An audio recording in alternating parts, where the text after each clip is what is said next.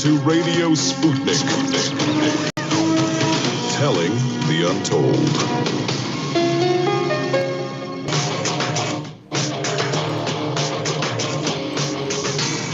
Fault lines.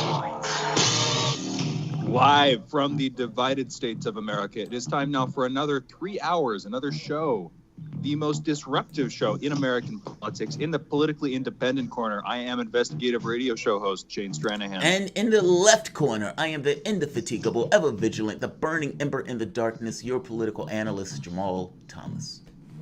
Together, we are Fault Lines with Thomas and Stranahan. Now, here's how we do it. First up, we have headlines. Then we have Jamarl's monologue in just a few minutes. Then at 7:15 Eastern, in about 15 minutes, we're starting to take calls. So feel free to call in. Then the number will be 202-521-1320, 202-521-1320. But without getting too far ahead of ourselves, let's get straight back into it. Here are the headlines. You have almost undoubtedly heard about this, but in case not, a major explosion in Beirut's port killed over 100 and injured thousands. The latest count there is over 4,000 people injured, while thousands of others are still missing. The explosion there was reportedly caused by a fire at a firecracker warehouse that was accelerated by the presence of almost 3,000 tons of ammonium nitrate. Beirut's governor has warned of 300,000 homeless from this catastrophe, and over $3 billion worth of damages. Beirut's governor also warned that this was possibly an attack, possibly some kind of military or subversive activity. And so has President Donald Trump of the United States, also warning that this didn't seem natural to him. Donald Trump from the United States, as well as Israel and Iran, are among the countries who have promised Lebanon aid in dealing with this crisis. Tropical storm Isaias has left 6 dead and 3.5 million without power. It is, however, slouching away as it came up north from the Caribbean along the eastern seaboard. It is now heading further north to Canada, where I assume it will adopt Canadian cultural practices like the eating of Canadian bacon and the making of sap from trees. In Kansas, Republicans nominated Representative Robert Marshall as their party's candidate for the state Senate election. Over in Missouri, meanwhile, Cori defeated Rep. William Lacey Clay to take the party nomination for Missouri's 1st congressional district there. In our next story, I'll just say this very briefly.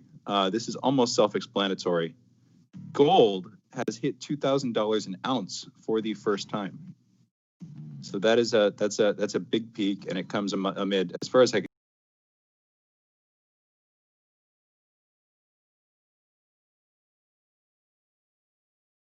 Again, the value of gold has hit $2,000 an ounce for the first time. Republican National Convention planners are thinking of using the South Lawn of the White House as the site of Trump's nomination acceptance speech later this month.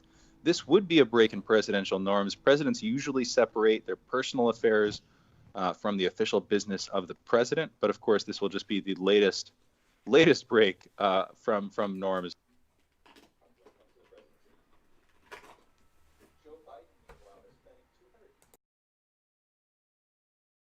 Also spending some of that money in states usually not seen by Democrats, including states like Texas. There will also be another $60 million on top of that spent on digital ads this campaign season. Right now, President Trump has $150 million invested in TV from Labor Day until the end of the election year. So he's spending $70 million less, as far as I can tell, in that same period than Joe Biden. Just interesting to note. And in a last but significant story here today, Health and Human Services Secretary Alex Azar is visiting Taiwan in what Bloomberg is calling the highest level U.S. trip to Taiwan in decades. He will be leading a delegation while there. Azar is reportedly in Taiwan to talk about the country's response to the coronavirus, as well as supplies of medical equipment and technology. And with that, you're all caught up. That's the news. Those are the headlines. You're listening to Fault Lines with Thomas and Stranahan. So, Jamarl, what is your top priority for today? So, a few things. But let me start off with this. I have to start off with this. Shout out to Cori, who beat Representative Lacey Clay, another dinosaur that had been there for like 20 years or something. And then even before Lacey got in, his dad had been in for X number of years before that. So Bush, lefty's lefty, ran a flamingly to the left. And she was able to win this race. Also, shout out to Rashida Tlaib. She has been one of my favorite people that have been in Congress, and she has also been able to re-win her seat. So shout out to both of those lefties that have been able to kind of buck the trend. And not even buck the trend. I mean, I think there's this like the seventh Democrat that has been taken out of office by a lefty or something. But onto a different topic of different interests for the moment. Let's get into a little bit of foreign policy. So there was a hearing on Venezuela security and humanitarian issues.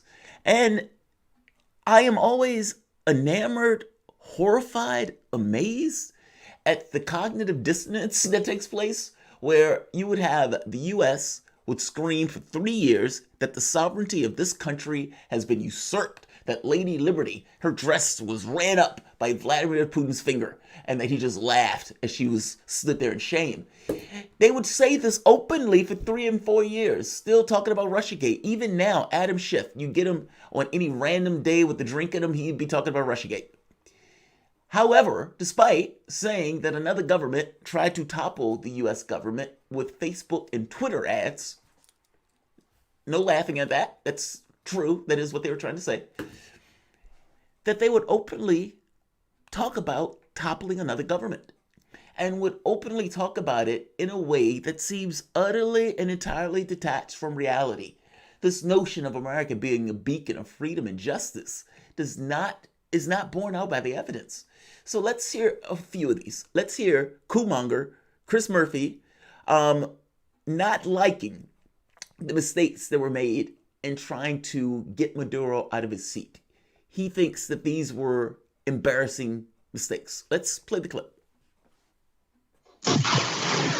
But all we did was play all our cards on day one, and it didn't work. And it's just been an embarrassing mistake after mistake since.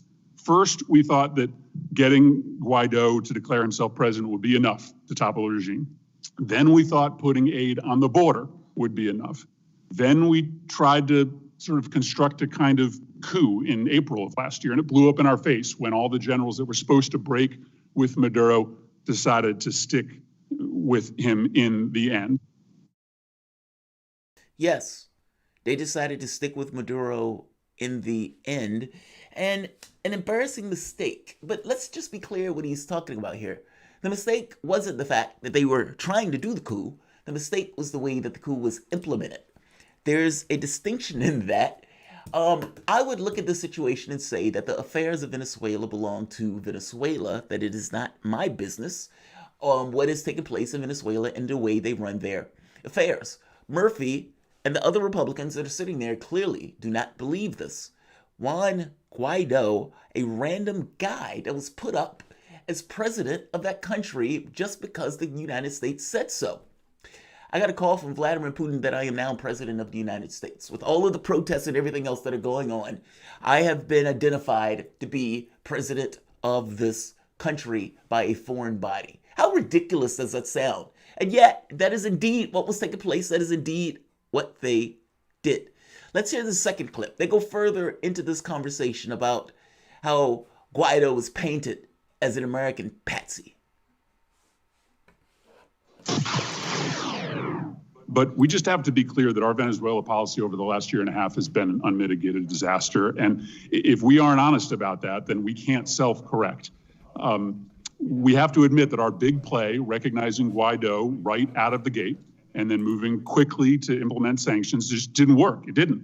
All it did was harden Russia and Cuba's play in Venezuela and allow Maduro to paint Guaido as an American patsy. And a lot of us warned that this might happen. We could have used the prospect of U.S. recognition or sanctions as leverage. We could have spent more time trying to get European allies and other partners on the same page. We could have spent more time trying to talk to or neutralize China and Russia early before we backed them into a corner from which they are not moving. They are not moving. what he doesn't recognize or what he doesn't fully get. This is so bizarre as a conversation to have. Russia and Cuba. Russia and Cuba. Look, in the same way that the United States has allies with countries around the world, other countries around the world have allies. And some of those countries, the United States will not like, and by definition won't necessarily like the allies that are associated with that country because they don't like that particular country. The idea that you're going to neutralize China and Russia, or you're going to use sanctions, or you're going to talk further with your allies in Europe. Your European allies had jumped on the bandwagon that Juan Guaido, random guy, was your pick. They were calling him president. You had Nancy Pelosi who was like, yeah, this is the guy that we're considering president of Venezuela. How are you considering anybody president of anywhere outside of just the United States? How mind-blowing that is. That this would be the conversation you would have, and you would casually, leisurely talk about the violent overthrow of somebody else's country. And do so as if all credibility and legitimacy is within the context of this proceedings. This is in the United States, and they are talking about who should be a leader of another country. Who should we install? And Trump didn't do a good job installing Guaido. Basically, Democrats are better at coups as opposed to Republicans. Look, the United States has been involved. I know we push this notion of freedom and democracy and everything else, but we have used South America as basically our plaything. The Monroe Doctrine that basically, kept Europe away, but also meant that we had a certain amount of leeway over other sovereign nations in South America. Chile putting in Pinochet, vicious, violent dictator. Guatemala's military dictatorships. And keep in mind, that was being done in order to, for United Fruit. That's the whole Banana Republic stuff, where many of the people in these countries wanted some level of freedom or some level of agency in regards to their job, their work, or for that matter, to even get paid in real money. And you had companies that were able to basically buy the local governments because those companies had more money than those places. And so they would basically be able to get the laws and legislation in the way that they wanted. Same thing with Nicaragua. And Elliot Abrams is in this meeting where they get to grill Elliot Abrams. Elliot Abrams had lied to Congress and was basically intimately involved in kill squads, literal kill squads, trying to push back the Sandinista. Argentina, you have, this was the Dirty War, 1975 to 1983. Look, my basic point is this. In multiple cases, all throughout South American history, when there was a United States and when that United States got a certain predominance in the region, it assumed that anything that takes place in the South is our domain. Now, that's astonishing in and of itself, because that means you're always going to be at the precipice of war. How could you not be? The moment that a country wants to maintain its own sovereignty, well, you say they can't do that for whatever reason. On top of that, it is easier to work with a dictator in order to get your hand on supplies as opposed to working with democracies. Democracies are messy. So despite all this notion of freedom and democracy and everything else, at the end of the day, we are perfectly willing to work with who is willing to work with us, whether that is a dictator or whether that is a democracy. And regardless of what it is, if it's not willing to work with us, we will have qualms and issues with it. My basic point is this. It is extremely weird for any government to openly talk about knocking down and undermining another government and talk about it in a way where you are supposedly holding up the humanitarian rights of the country that you're talking about smashing. I mean, after all, in Venezuela, we were okay with signing a contract with Silvercorp that was going to go in and murder whoever needed to murder in order to get the hands on Maduro for this kind of violent revolution of sorts, quote unquote. I'm making a point to you that this is utterly bizarre. And for a country that has screamed about its own sovereignty being challenged by Facebook and Twitter ads, the fact that you are openly talking about toppling of a government, basically regime change, something that is supposedly, at the very least, overtly illegal by our laws and by international law. But apparently, to Chris Murphy here from Connecticut, Democrat from Connecticut, and Ted Cruz, and some of these other guys, perfectly okay as long as we're the ones that are doing it. You guys are listening to Fault Lines with Thomas and Stranahan. We'll be back in a moment.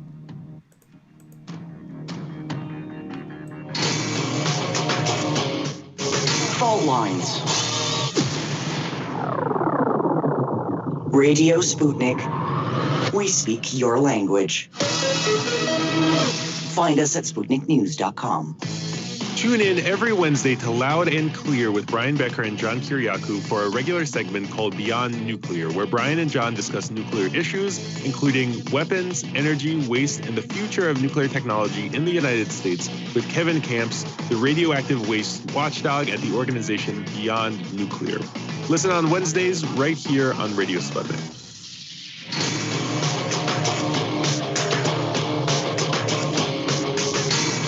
Fault Lines.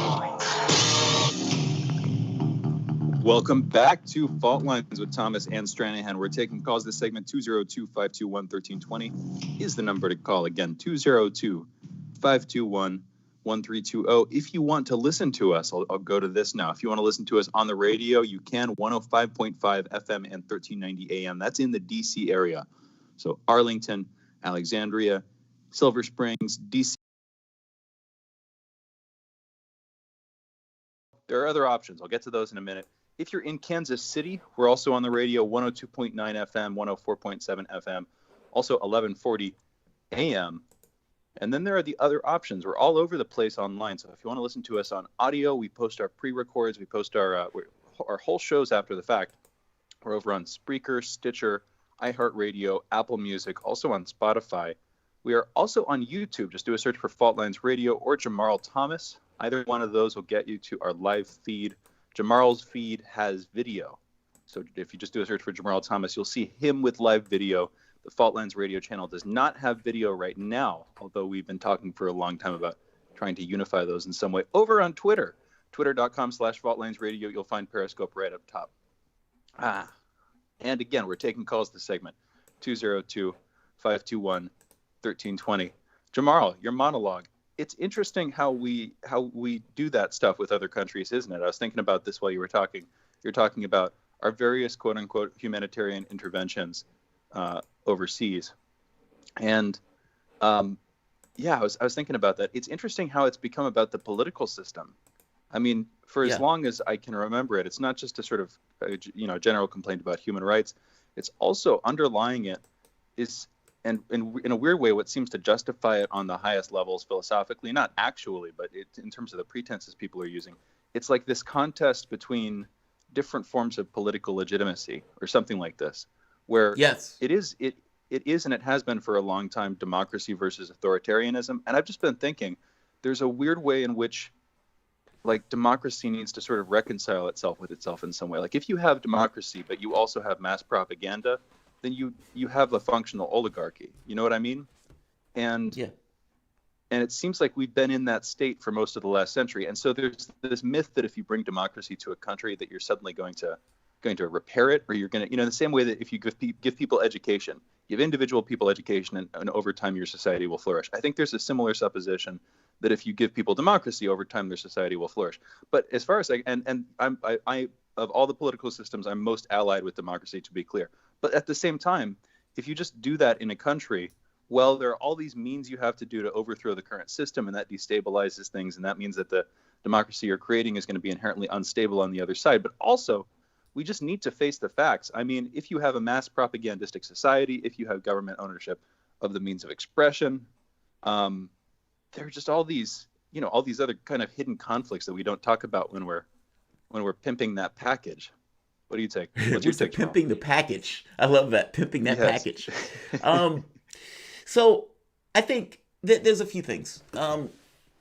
Our country, even though we consider ourselves a democracy or representative government, we have had no issue with putting in dictators across the world.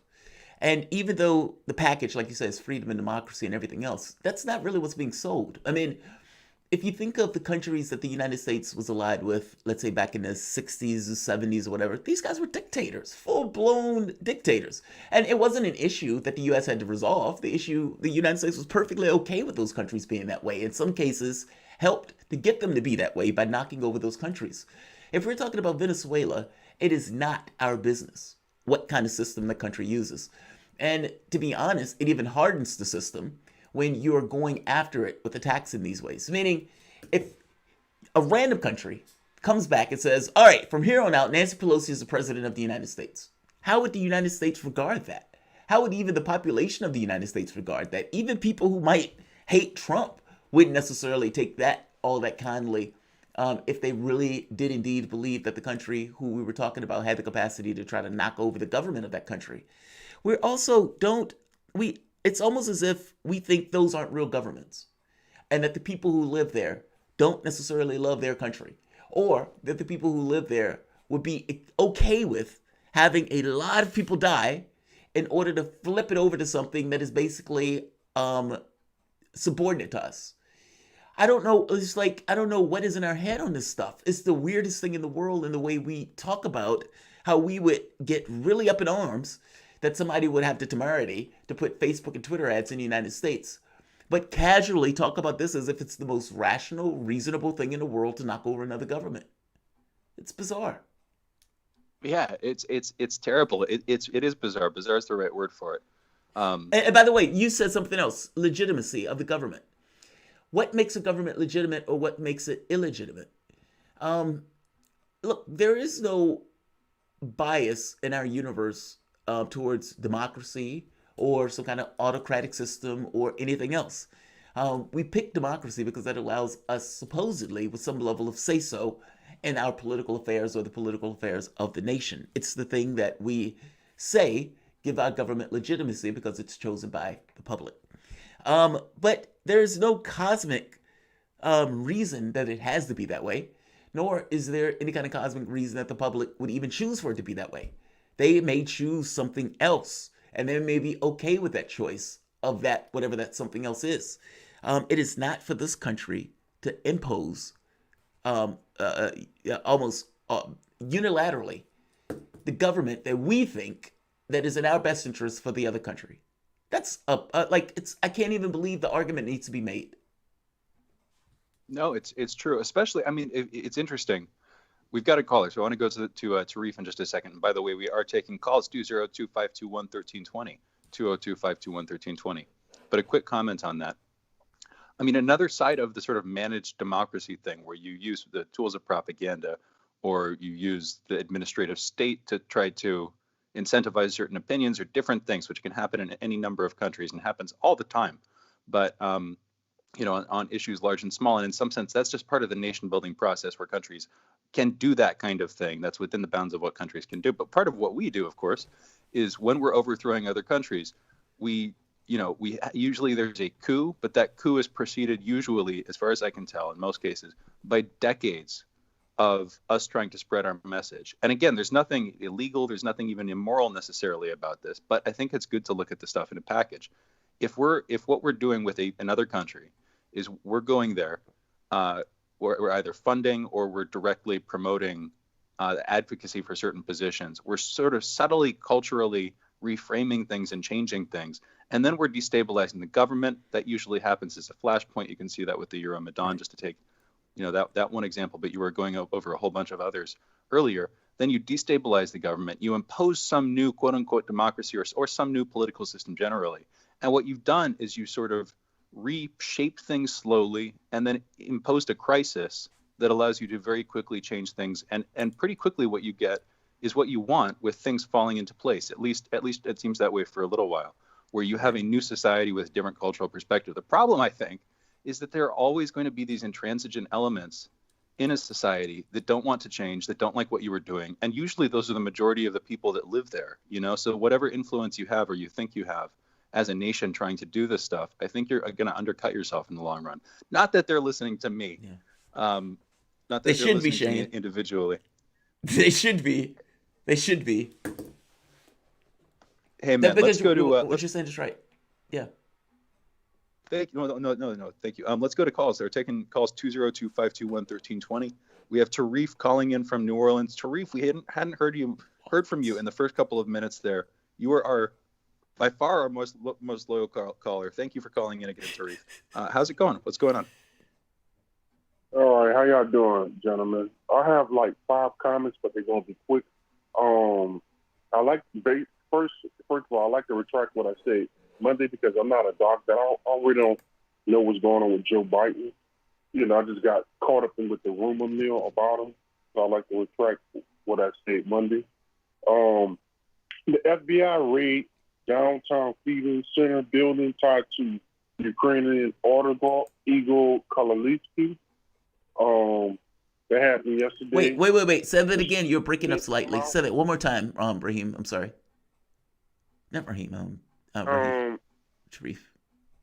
The FBI raided the offices in Cleveland of Igor Kalalisky. He's a Ukrainian oligarch. I think he's tied to Burisma as well. All right, that's my first comment. The Smith Modernization Act based to protect news media dealing with propaganda so that they can lie to you. That could be rescinded. The Huey 5G technology is basically the best technology in the world dealing with 5G. And this man from Rogue News was talking about how the European countries were looking for back doors. They couldn't find any. I'd like to look more into that. Contact tracing, if it come into existence, will be tied into the stock market dealing with derivatives and speculation, basically like what you call that, carbon taxes, carbon stocks. If Joe Biden this is my opinion, if Joe Biden do not debate Trump, what Trump can do, because he's in entertainment, he can chase Biden around wherever he go to and show up. He can do the Jack Johnson trick like Jack Johnson did against Tommy Burns in 1908, and he can just harass him, talking about, calling him, all types of names like chicken and you calling him a coward. He going, and what that's gonna do is gonna bring the WWF, the WWE into the White House thing again, and his ratings gonna go up because everybody gonna see Joe Biden don't want to battle to him, So basically, that's all I wanted to say, Thanks, man. We appreciate the call. What do you think about that, Shane? If Joe Biden, look, I think Joe Biden has to debate Trump, and like I said, I've made that argument on the grounds of representative government grounds, that it is just philosophically, ethically right. Now, the person may come up with some kind of other justification for a reason why they don't do it. It's not in my best political interest. But let's just be clear, that's specific to the individual. From the standpoint of the larger society, you kind of have to have these people be able to get in there and actually have a conversation and go back and forth in regards to what they push, even if it comes across as a showpiece. But if Biden chose not to do that, and Trump chased him around the country, can you imagine that? And I got to be honest, I think I agree with Tarif on this. I think if he chased them around the country, it would be such a spectacle that it would just drag the public's perception of the stuff into this, with one exception, the COVID numbers. If the COVID numbers don't change, I don't know if the public is going to all that much care, but I do think the public is going to want a debate between the two, and they're not going to accept it, Joe Biden saying no to such a thing.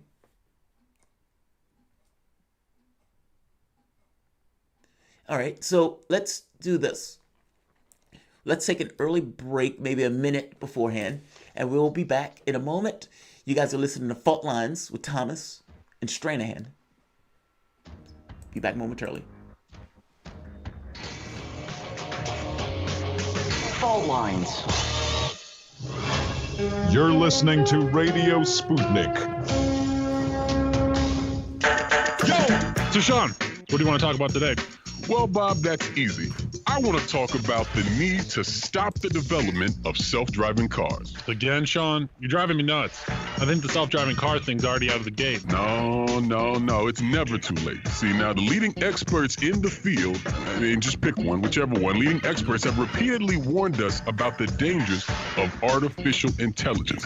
Look, I'm telling you, man, we have to stop the robots by any means necessary. I see what you did there. Yep.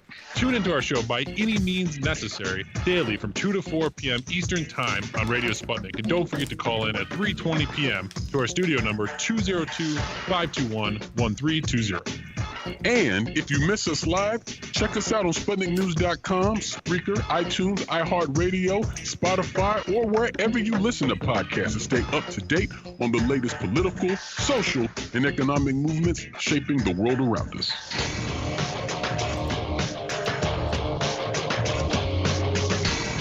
Fault lines. Welcome back to Fault Lines. My name is Jamarl Thomas. I'm joined by my disembodied co-host, Shane Stranahan. You have his head sitting right here. We're coming out of our station in D.C., 105.5 FM and 1390 AM. We're also kicking it in Kansas City at 102.9 FM and 104.7 FM.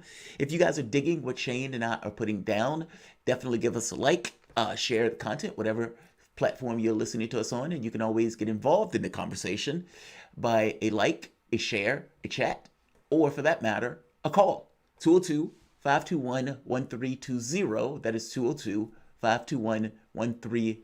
The COVID numbers have been going up, especially from the standpoint of the death toll.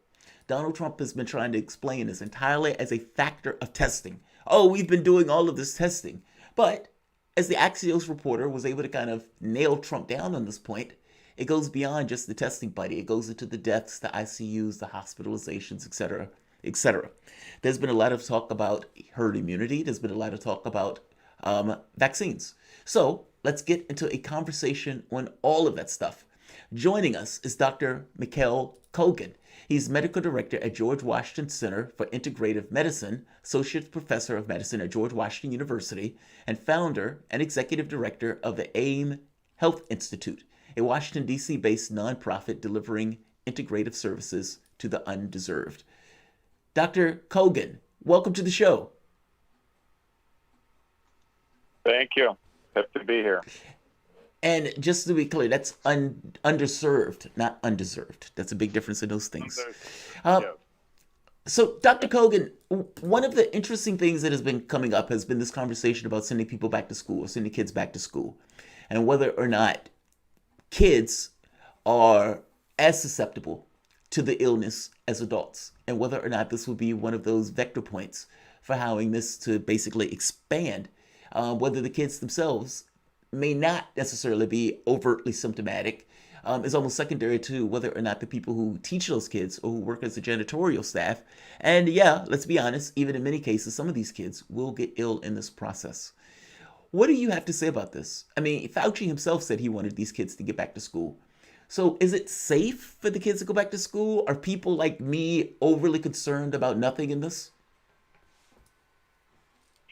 Well, so let's take this one step at a time, shall we? I think your first point about kids being less symptomatic and much less of a vector of transmission of the disease is very true. I think there's a uniform agreement on that. However, that has been true in the sense of a current situation with the current social distancing attempts in place. Now, think of, I have a 11-year-old and almost 13-year-old at home. And, they listen pretty well. We go out into Cone Park, we go out to once a week to eat. And, they put their masks on. But now, think of it this way. You have lots of 20, 30 kids who are, let's say, 8 or 9, and you're going to try to have them all wear masks at the same time. And you're going to put them in the same rooms that they've been before, and think of it this way, right? I mean, there's definitely not going to be 6 feet apart. I don't know if, I see the kids in school, my kids, the school they go, and there's going to be no way for them to create 6 feet apart unless they somehow either add more space or split up the classes in different timing, etc. So it's some kind of a new way of doing that.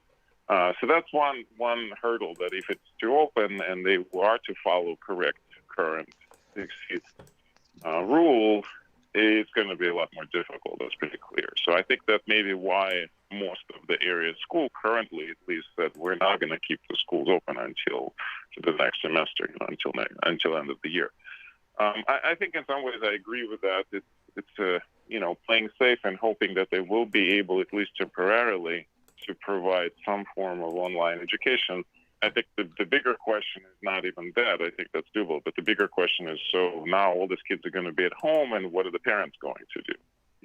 So if both parents are working and there's nobody home, who's going to afford and who's going to pay for childcare that, suddenly millions of people going to need to have? Those are really tough questions with not a lot of answers.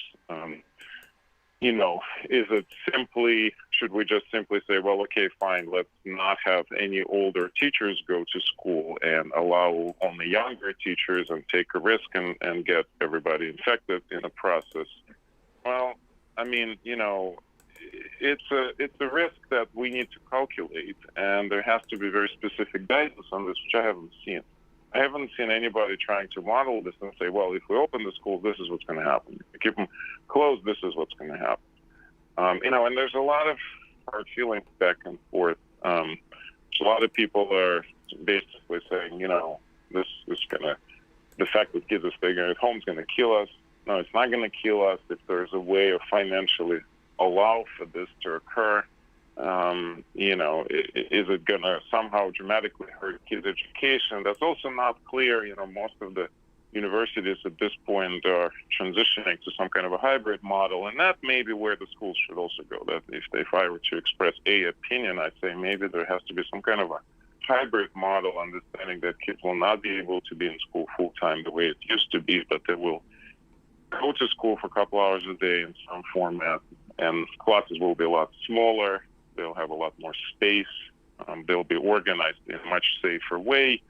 But, it's just because there's just not possible certain things for kids to learn without doing the class face-to-face with a teacher. Let me give you a simple example. My older one, signed up for photography class. And, I think of it this way. Well, some things you can probably explain on the Zoom, but I can kind of hard imagining how is the teacher going to see him doing some photographing while what is he doing? One hand holding camera, the other one's holding the Zoom camera. It doesn't make any sense, So there's going to be activity or even physical activities, different sports and stuff. So there's definitely has to be some hybrid where certain things allow it to be done face to face.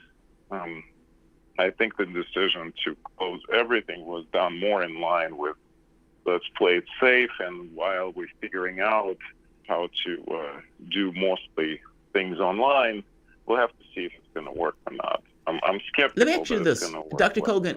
Why do you think that the numbers have spiked in the way that they have? Do you think that's just entirely a factor of them opening up the economy and, just kind of basically pulling your foot off the gas, in which case you allowed it to propagate? What's your reasoning when you think about how this has gotten worse? Yeah, we interact more with each other. We talked about this a lot, that the hope was in the past that somehow the summer will prevent this virus, since in the past this virus always disappeared in the summer, the coronaviruses. That didn't happen. I think the fact that we're opening up, and it's not just we're opening up, but we're also doing a lot of things wrong. We're not following the basic principles.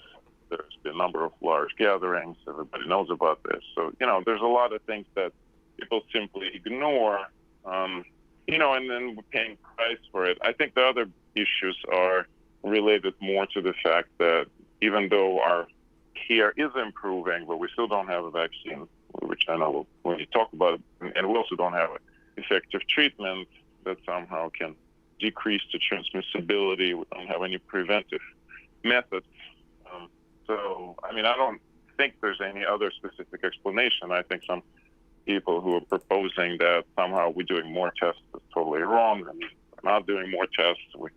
Even if we are doing more tests, that doesn't mean that there's somehow you have tons of false positive tests. In fact, we would probably have more false negative tests than false positive tests in some ways. So, I think the explanation here is pretty straightforward. Our measures to contain the spread, it has not worked very well. They worked for a period of time, I think, when the curve appeared to be flattening in a lot of states, but since then it's pretty clear that that's not the case.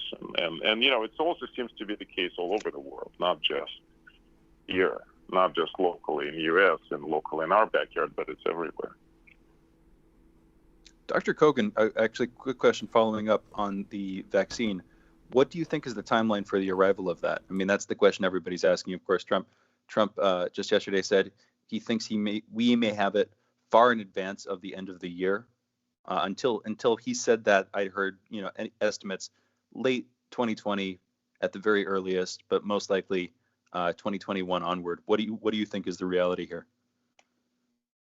Well, I mean, I think the locally here, Moderna vaccine, the trial has just started, the phase 3. It started either last week or it's starting this week. I think it's actually started last week.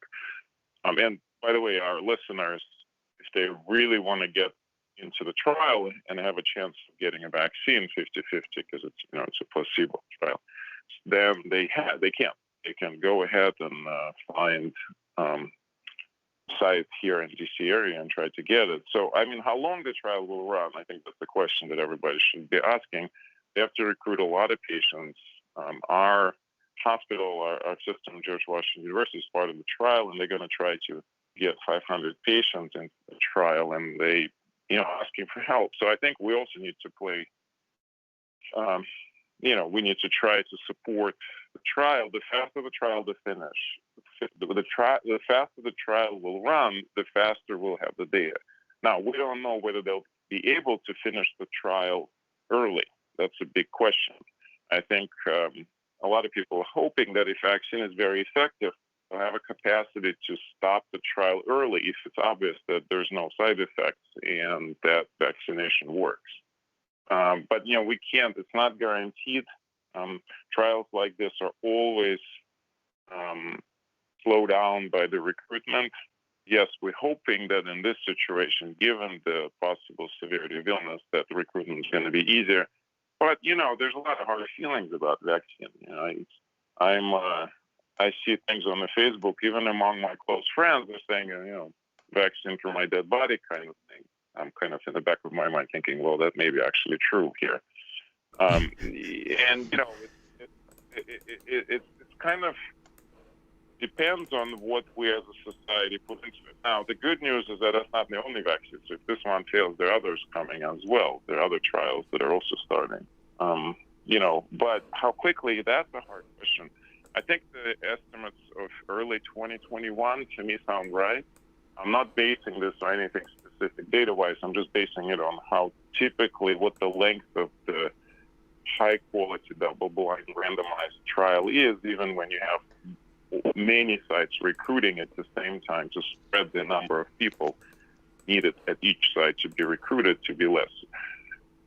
Even with that, I think we're not talking about weeks. We're talking about months, and we're probably talking about several months, probably more like 6 months.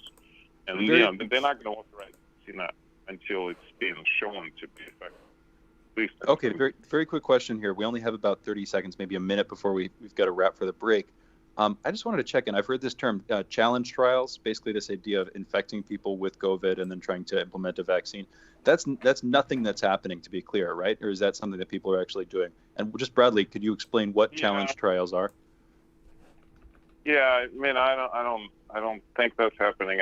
We can talk about convalescent plasma, which I think is much more interesting conversation. I think just trying to infect people and this whole, European Swedish experiment, hoping for herd immunity. If you think of that as a trial, but I don't think it's a story that's not really there.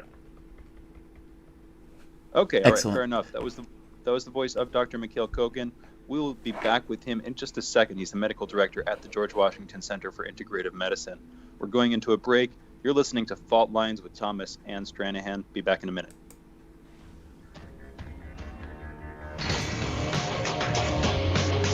Fault Lines.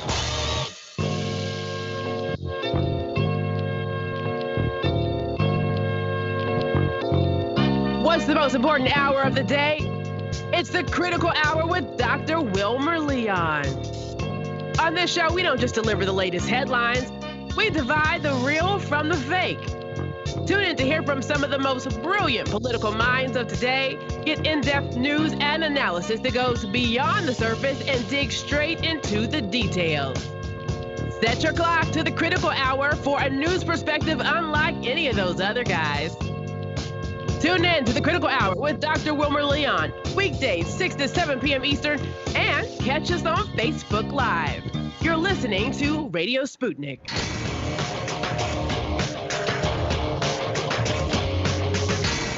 Fault Lines. And we're back. You're listening to Fault Lines with Jamarl Thomas and Shane Stranahan. We're joined for this segment, also in the last segment, by Dr. Mikhail Kogan. He is the medical director at the George Washington Center for Integrative Medicine. He's an associate professor of medicine at George Washington University, and he's the founder and executive director of the AIM Health Institute, which is a Washington, D.C.-based nonprofit delivering integrative services to the underserved. Quick note, by the way, you can find more info about that on Twitter, GWCIM. That's the George Washington Center for Integrative Medicine, GWCIM. Dr. Kogan, thank you again for joining us. I actually wanted to follow up on something you brought up in response to my last question. You brought up convalescent plasma. I was talking about this 3 or 4 months ago when I was a producer on this show, looking at different treatment options. Basically, you take the liquid portion of the blood of somebody who's recovered from the coronavirus, somebody who's been infected and then sort of successfully fought it off, and you transfer that to somebody who hasn't, who has contracted the coronavirus but has not yet fought it off. And apparently, it seems like from the early trials, the early studies that I was seeing, early results, it was decently successful. How is that going? First of all, did I get that explanation roughly right? What is it? And then how have you seen people responding to it?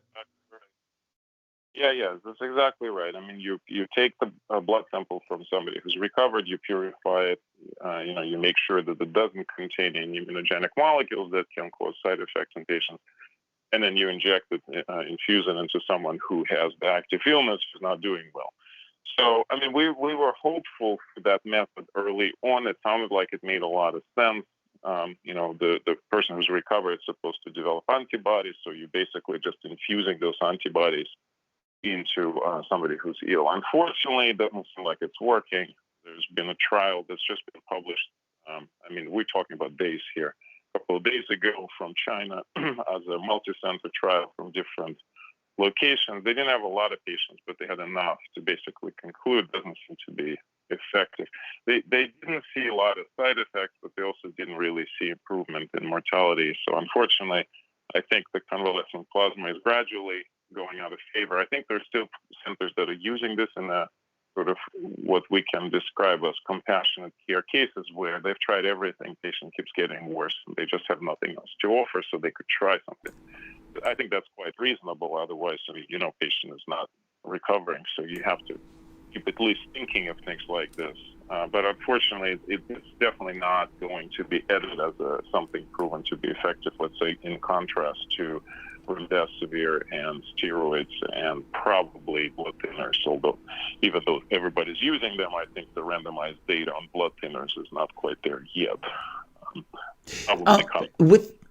Why does COVID present with so many additional symptoms? And maybe this is just kind of the framing, and maybe the point of view is wrong. I don't think the point of view is necessarily wrong. I think we understand that this is a very unique disease because it seems to affect every organ. It seems to cause this inflammation, go wild effect in certain individuals, and we can't predict in whom it's going to happen. We don't know what triggers this in a way. We understand some basics, when we definitely understand the virus is responsible for initial inflammatory response, but why some people quickly capable of curbing the inflammatory response down and only get mild illness mostly in the respiratory tract and they recover, versus in some people, everything can get infected. We talked about this in our prior discussions, that the brain and heart and intestinal tract and kidneys and liver and the entire body. Part of it is there seems to be an increased risk of clotting, so forming of the clots. And then if the clots clog up any organ, it's a major problem. That's actually why the thinking that the blood thinners, to be used in almost universally in every patient who has moderate to severe illness. But beyond that, sort of what are the exact problems or what are the exact pathophysiology here, I think is yet to be fully determined, although I'm sure that we're understanding more and more every week as more research pours in. So, but that's the main reason. So it's kind of inflammation for wild, if you will. And, that brings me to a point that I think what we can do while we're waiting for the vaccine is to have all of us to really try to regulate our inflammation in our bodies, eat right, avoid things that inflame us, right? So smoking, alcohol, diet full of sugar and carbohydrates, those are the things that all cause inflammatory response, so that if you do get infected, there's a chance that you're actually going to potentially get sick a lot worse. And then we talked also about this, then there's some things that we can try to do to lower the inflammation. Things like certain spices are quite well known to be strong anti-inflammatories, turmeric, ginger, certain foods like pomegranates and even coffee and green tea. So those are all contain just naturally occurring nutrients in the food that are notoriously understood well to lower the inflammation, to balance it. And even if they're coming in not as a concentrated supplement, but just coming in as a food, we know that even that seems to work. And we don't even know, it may even work just as well, maybe even better, because we're over our evolution have co-evolved with foods. And the foods is, food is really medicine. We ideally, hopefully, would use. Now, of course, we don't expect any foods to treat once you get infected, but, you could prepare your body to have less of a wild inflammatory response if you do get sick. Actually, Dr. Koken, could you we're talking about inflammation and stuff in relation to the practical steps that you can take while at home, even, just in your personal life to prevent COVID spread and particularly to shore yourself up against susceptibility to its worst effects. But could you just briefly, what is inflammation on a cellular level, if you're looking at it in terms of the role of inflammation in your body's physiology, what role it plays? What is it? What does it look like? Is it actually an increase in temperature? And then why do we have it? And why do we want to stop it? If it's if it's something that your body does, why do we want to prevent our body from inflaming itself? Is sort of the blunt way of putting that. Dr. Koken. Right. Well, I think that's a great question. I don't think we want to block every inflammation, right? If you cut yourself and somehow infection gets in the cut, you want that inflammation to take care of that infection. And that's why we're creating inflammation to protect ourselves against different traumas, against different pathogens. And frankly, a little bit of inflammation is really good. When we first get infected with COVID, if we can quickly generate inflammation in that area, we will clean the virus faster. The problem is, for some reason, with certain triggers, including the COVID-19, in some patients, this inflammatory response just takes off. In the easiest way to think about what inflammation is, think of it when last time you hit your elbow on a corner and you had this, you had a bruise and it was red, it was swollen, it was warm to touch. Those are the typical inflammatory description, just looking at something that was acutely injured. And it's triggered mostly by immune system. So immune system will know that there's something happened and will send the immune cells to generate this response. It's very complex, actually. And even though it is well understood, but it's nonetheless quite complicated. And I think on a cellular level, discussing it is definitely beyond a couple of minutes we have. But in reality, it's a good thing to have. It's a good thing to have some of the inflammatory response to be able to handle acute illnesses. When the inflammation goes wild, we have an issue. And there are some genetic makeups, so there are some people who are predisposed to have more inflammation. Some of it can be measured. There's certain, if you talk to your doctor, they will explain to you that there are ways to measure a state of someone's chronic inflammation. And since you asked sort of what can we do to lower inflammation, well, it's a lifestyle. For example, I give an example. If you didn't sleep really well, like me last night thinking of today's morning show and worrying about what am I going to No, I'm just kidding. But if you have all these worries and you're constantly nagged about something, you can't sleep and you're stressed, that actually increases inflammation. So it's sort of a catch-22, right? We're all stressed by the pandemic, and now I'm telling you, don't stress very much. So the only thing we can do is to arrange our lifestyle, do the things that distress us, whether it's exercise, meditation, prayer, whatever it is. So that's one big aspect. The food is a huge aspect. We know what things promote. Dr. Kogan, I'm going to put it in these terms. I want to ask it to you in these terms.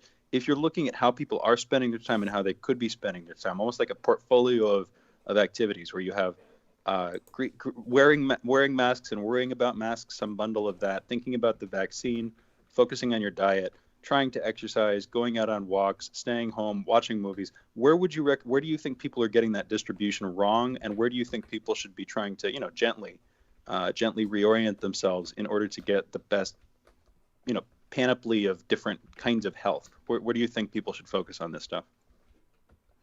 Yeah, I think people should focus less on following every bit media and everybody's on Facebook and getting in empty arguments over what mask should you wear. You should really concentrate on family time, good circadian rhythms so that you sleep right at the right time. You get up, you do you move, you exercise. You mentioned being outdoors. I think that's absolutely one of the most essential things. And I think, unfortunately, a lot of people have this perception that they can't leave the house because they have to be self-isolating. That's actually not.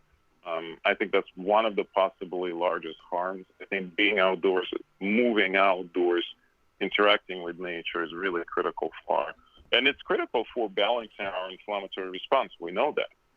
And the diet is probably 30-50% of the game. So, you have to, if your diet is not great, you got to really adjust it. I'm a huge fan and a big proponent of intermittent fasting. So the time period when you don't eat at all. So I don't eat for 16 hours, typically between dinner and breakfast. And sometimes I actually don't eat for 24 hours, but you can't really do that until you train your body well.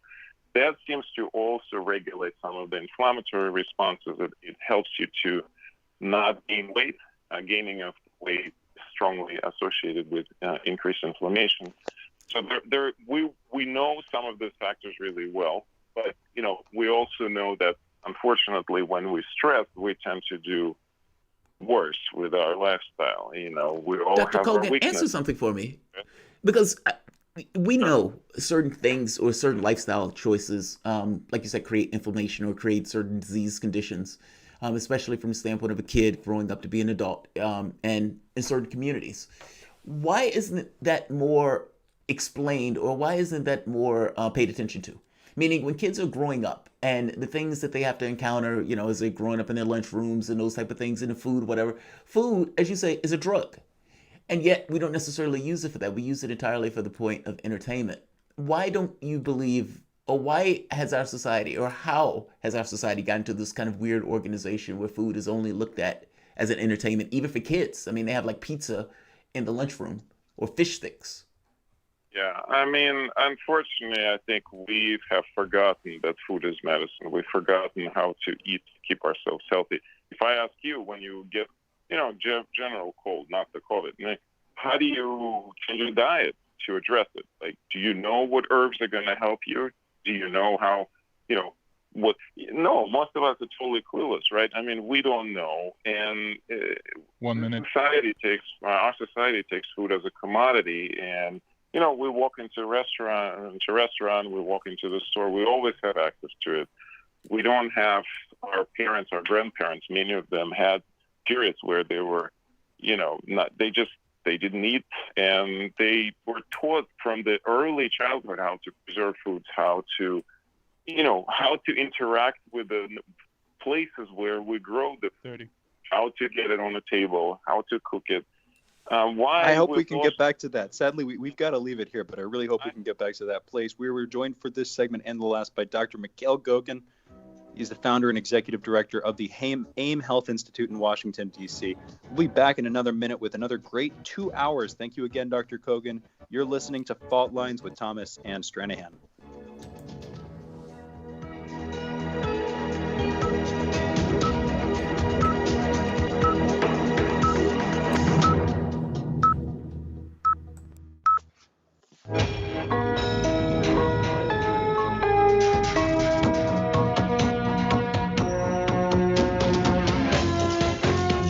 listening to Radio Sputnik. Telling the untold.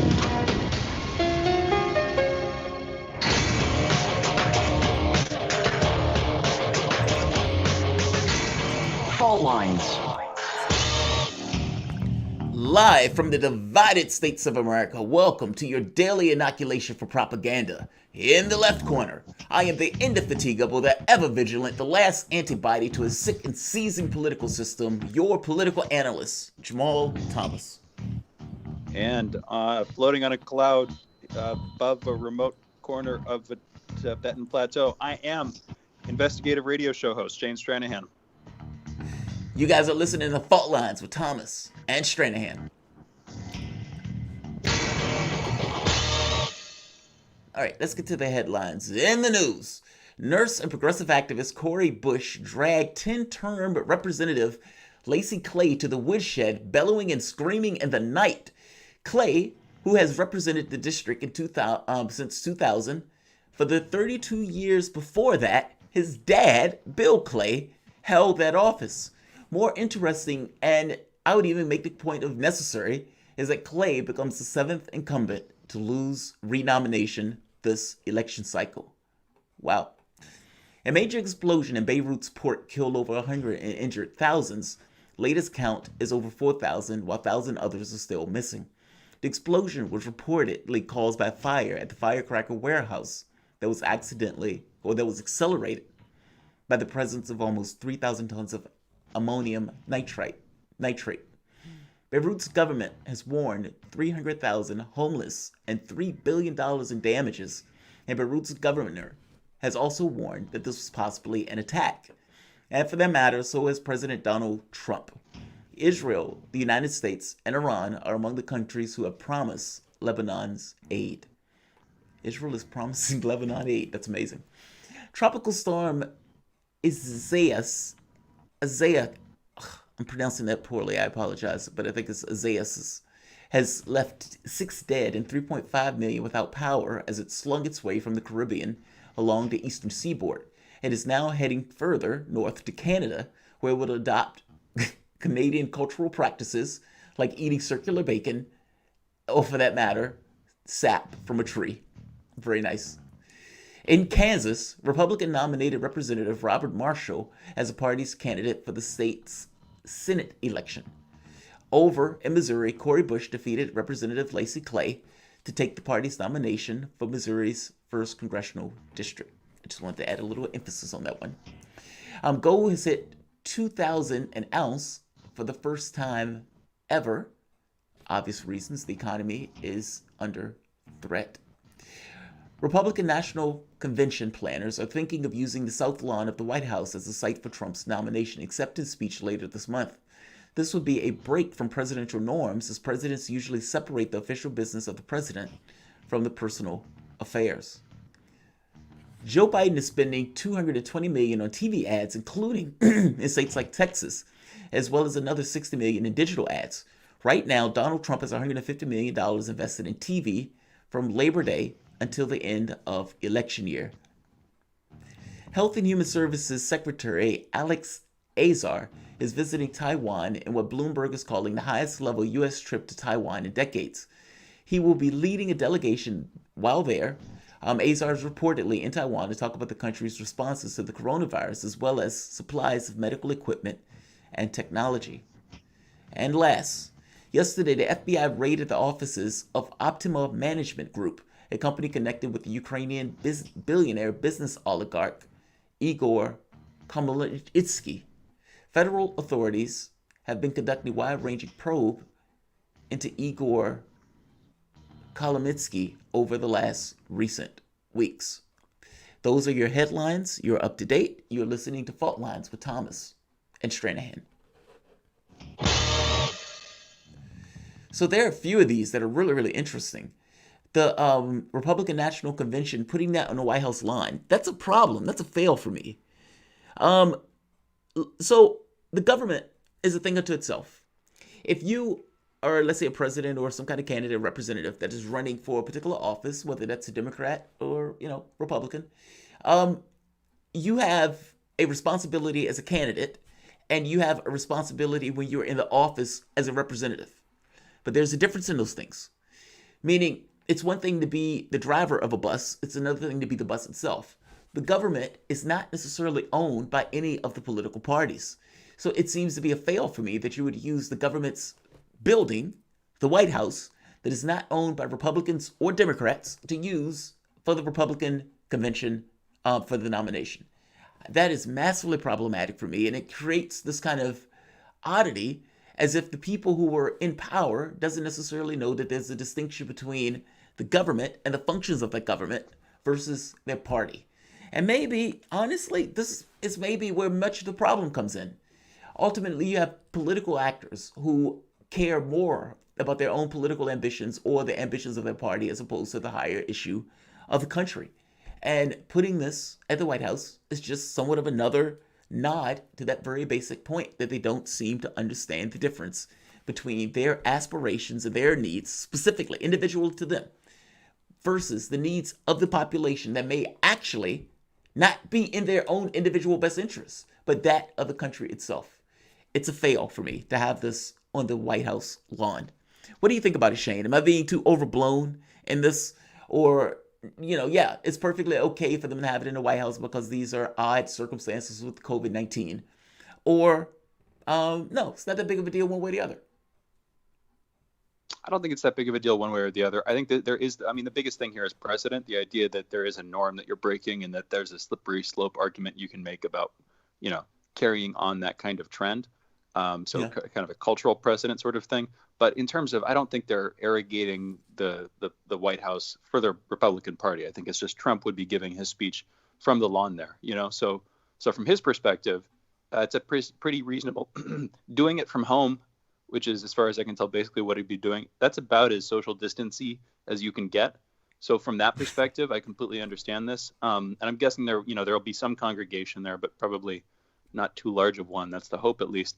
And with that in mind, I don't think it's that big of a deal. That's my take. It says acceptance speech, so maybe you're right. I guess I'm bothered by what seems to be politicians not necessarily recognizing the difference between what is in the best interest of America versus their own. And, I get it. The COVID-19 is hit. All of these things are in flux and up in the air. And so it becomes, okay, we need to give an acceptance speech. Whether you want to do it, let's do it in the White House lawn.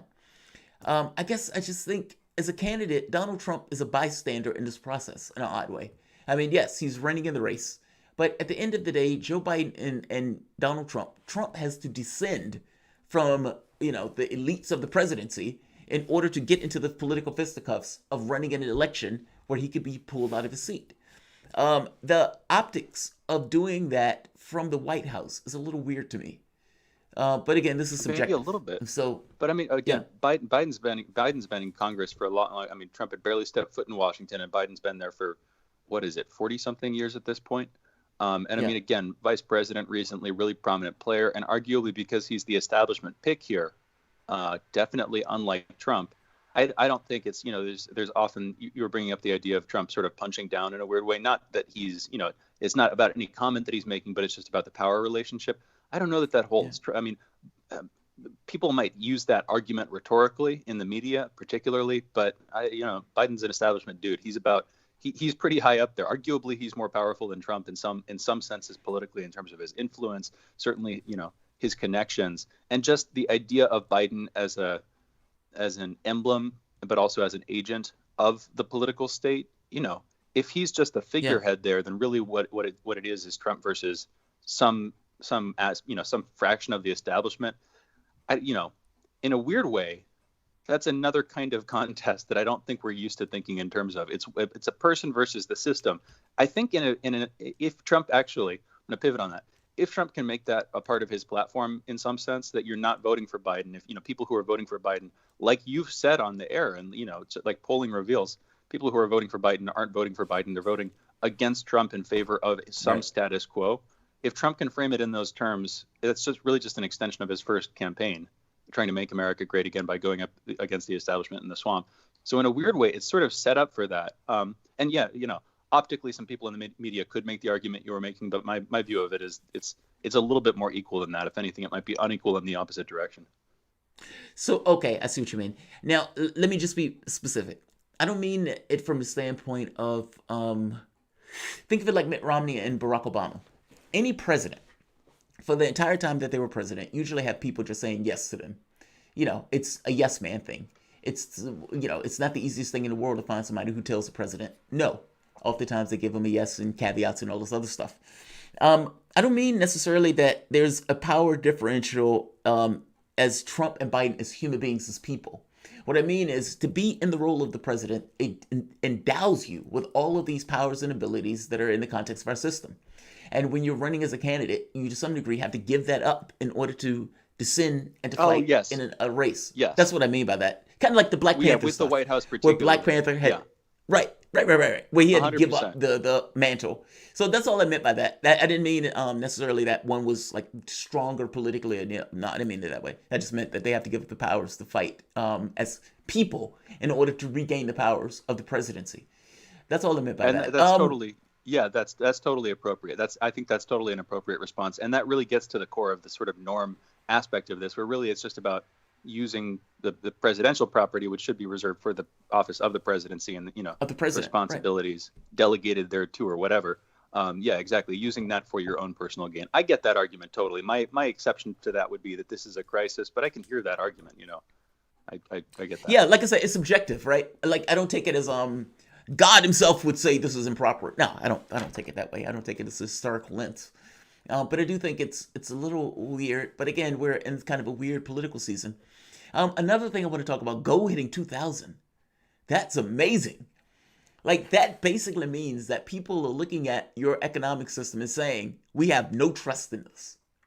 Like our confidence, despite the fact that the stock market seems to be floating on a cloud of just belief and mendacity, gold is still going up. How weird is that? Yeah. It seems like both of those things are occurring at the same time. It is. No, it's true.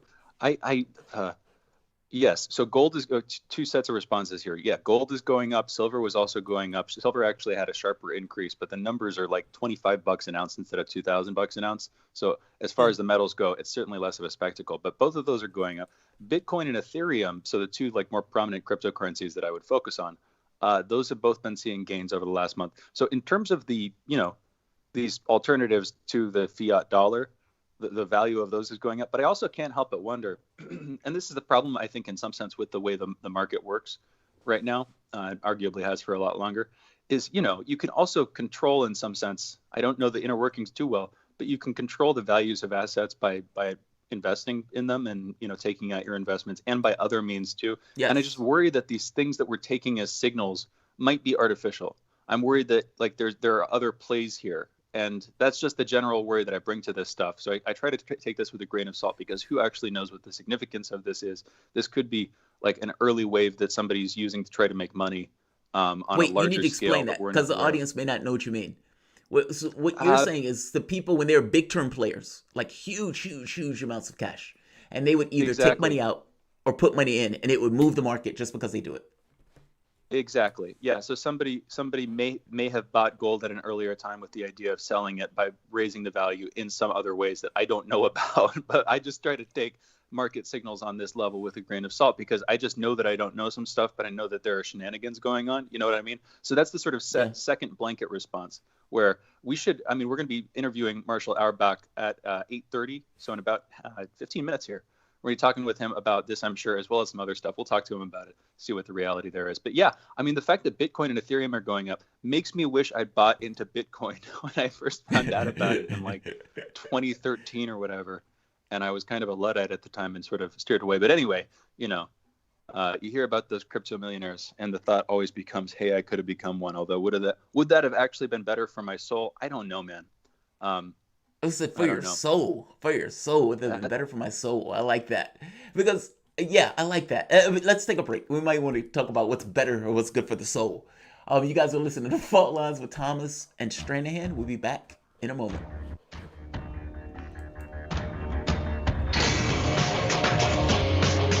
Fault Lines. Want to talk? Get in touch with us at radio@sputniknews.com.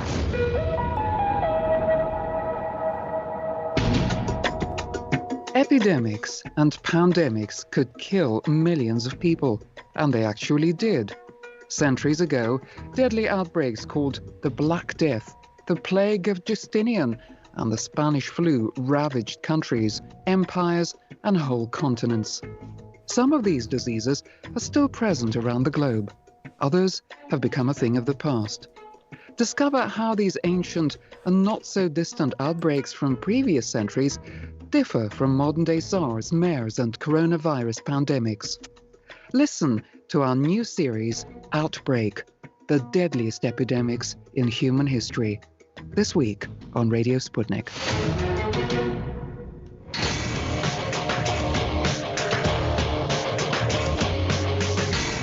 Fault Lines. And we are back. You're listening to Fault Lines with Jamarl Thomas and Shane Stranahan. Quick note, you can call in this segment 202-521-1320. That's the number, 202-521-1320. If you have your phone, whether it's a smartphone or, God forbid, some sort of dial-up thing, please take it out, call us, join the conversation. That'd be cool. You can listen to us on the radio in D.C. We're on 105.5 FM and 1390 AM. That's in D.C. again, and the wider D.C. area. We're also on in Kansas City, in the Kansas City area, 102.9 FM, 104.7 FM, also on AM 1140. Online, you can catch us Spreaker, Stitcher, iHeartRadio, Apple Music, Spotify. Those are our audio options. We're on video too over on YouTube. Just do a search for Fault Lines Radio or Jamarl Thomas on YouTube. Also, go to twitter.com/faultlinesradio. Follow us there. And right up top, you'll see we have a live Periscope feed that we're putting out every workday with our full show. Oh, and last note, like, comment, share any applicable intake options there when it comes to listening to the show. If you liked it, please, do the like and comment and share thing. Oh yeah, and we're again taking calls. 202-521-1320 is the number you should call. Yeah, man. So with the Bitcoin Soul thing, it was like 2013. I found out about it. I was actually, I believe, in Sioux Falls at the time. Doing work on a story there, how we met Annette Bosworth, who you may not remember, but was a frequent guest on the show at one point. Anyway, I was out there and hanging out in Sioux Falls, cool city in South Dakota, and there was this dude that I met. We started to hang out just a couple times, and he was like a libertarian who was really getting into Bitcoin. I'm sure he's pretty wealthy at this point because he was really stockpiling. I think the price at this point was like a couple dollars per Bitcoin. Less than 10. It was almost certainly less than 100, but I think it was closer to like a dozen or like $5 or so per Bitcoin, which is just crazy now because if you check, I think it's like 12,000 or something. I don't check it too frequently. Anyway, my justification at the time was I shouldn't get wealth just by like investing in something, even though that's a smart way to make money. It's like that's not in this human sense. I don't know. Maybe I was just risk averse, and maybe this was just the justification that I used for being risk averse, but do you really, I don't know. Do you want to, it's like in the same sense, if I could choose, if I inherited a lot of money, would I choose at some point to maybe not inherit that money just so that I could go through the process of like bringing myself to wealth and actually becoming a person who can become self-sufficient, all those things? You know what I mean? That's really what I meant. Does it make sense, Jamarl? Okay, no, I do. Okay, I understand what you mean. I understand what you mean. My masseuse one time, she said, I feel guilty. And she says basically having, her to be able to work with her girlfriend, to be able to be in that industry that she loves, doing her job, that she owns her own business. She said she feels guilty for the process. And I felt that way. I feel that way sometimes now, where you look at the world and you say, well, like 80% of the world is dirt poor. And I am even just talking about a masseuse and having one in and of itself every so often. I used to get really bad back pain. But I guess my point is, I do understand that. And I think lefties kind of do look at the world in that sense. Maybe I shouldn't say lefties, but I should say people who are compassionate and empathetic about the human experience do look at the world and ask those type of questions. That's also why lefties tend to lose. Because what we think of as being, yeah, this is right, this is true, this is the way it feels like, this is wrong or whatever, those aren't entirely there. I mean, those aren't real. I mean, those might be values that we appropriate as this is what is necessary to have a just and a cohesive world. And I think that part is absolutely true. But whether other people appropriate those things or not, that's a whole different conversation. And if they don't appropriate those things, then ultimately you put yourself at a disadvantage. in a process where other people never even knew that there was a secondary conversation to be had. Meaning, I get where you're coming from on this. A lot of people will not. And a lot of people would just say, oh, he just gave up that for, just for his own moral or ethical reasons, when he could have had a ton of cash in the bank and still kept those ethics. I guess the question becomes, how do you, I think what you're getting at is what is necessary to have a just and cohesive world. And is, 80% or 10% of the population owns 80% of the stocks. And so the overwhelming majority of the people who are making that are just kind of an upper echelon that is just making money off of money. So I get your point. I get your case.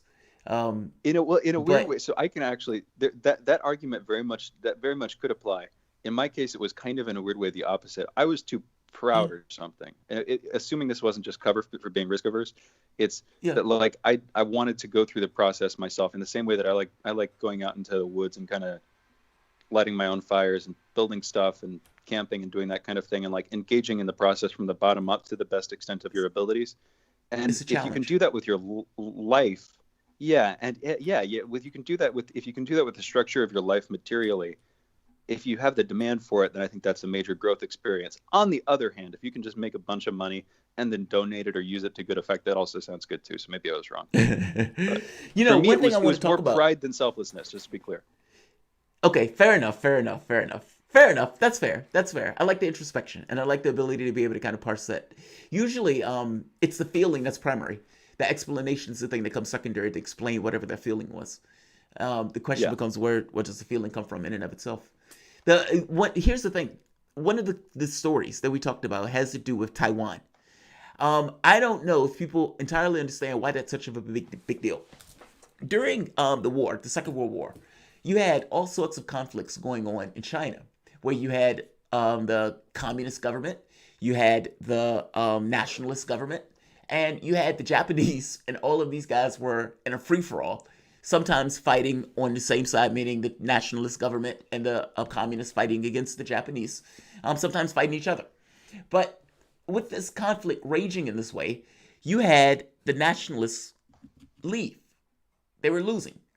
And in the nationalists leaving and moving to Taiwan, there was this question about which one is really China. Like, which one is really the China that we understand and consider to be China? Now, considering how small Taiwan is, the idea that that tiny, tiny little government is going to be considered China is a little farcical. But for a while, that kind of is the way it went. When Donald Trump first got into office and he made that call to Taiwan and people's head exploded, that's why. Because the thought is you don't trespass on the one China principle, this notion that there is one China and Taiwan is not it. And to assert such undermines this notion of sovereignty of that particular country. To make the matter worse, or make matters worse, giving these guys weapons, giving these guys technology, all of these things are being used to cow and to potentially attack China. Meaning the association with Japan, the association with Taiwan, all of these things are ways to try to cow and to militarily limit China's growth. So it's not trivial that this meeting is taking place with Taiwan, just like people didn't consider it to be trivial when Donald Trump first called Taiwan when he got into office. So I think you're probably going to hear a lot of this, especially coming out of Chinese media, with the U.S. having this conversation with Taiwan. 100%. Yeah. I mean, I'm seeing this. This is South China Morning Post calling it the highest level official visit to the island since 1979.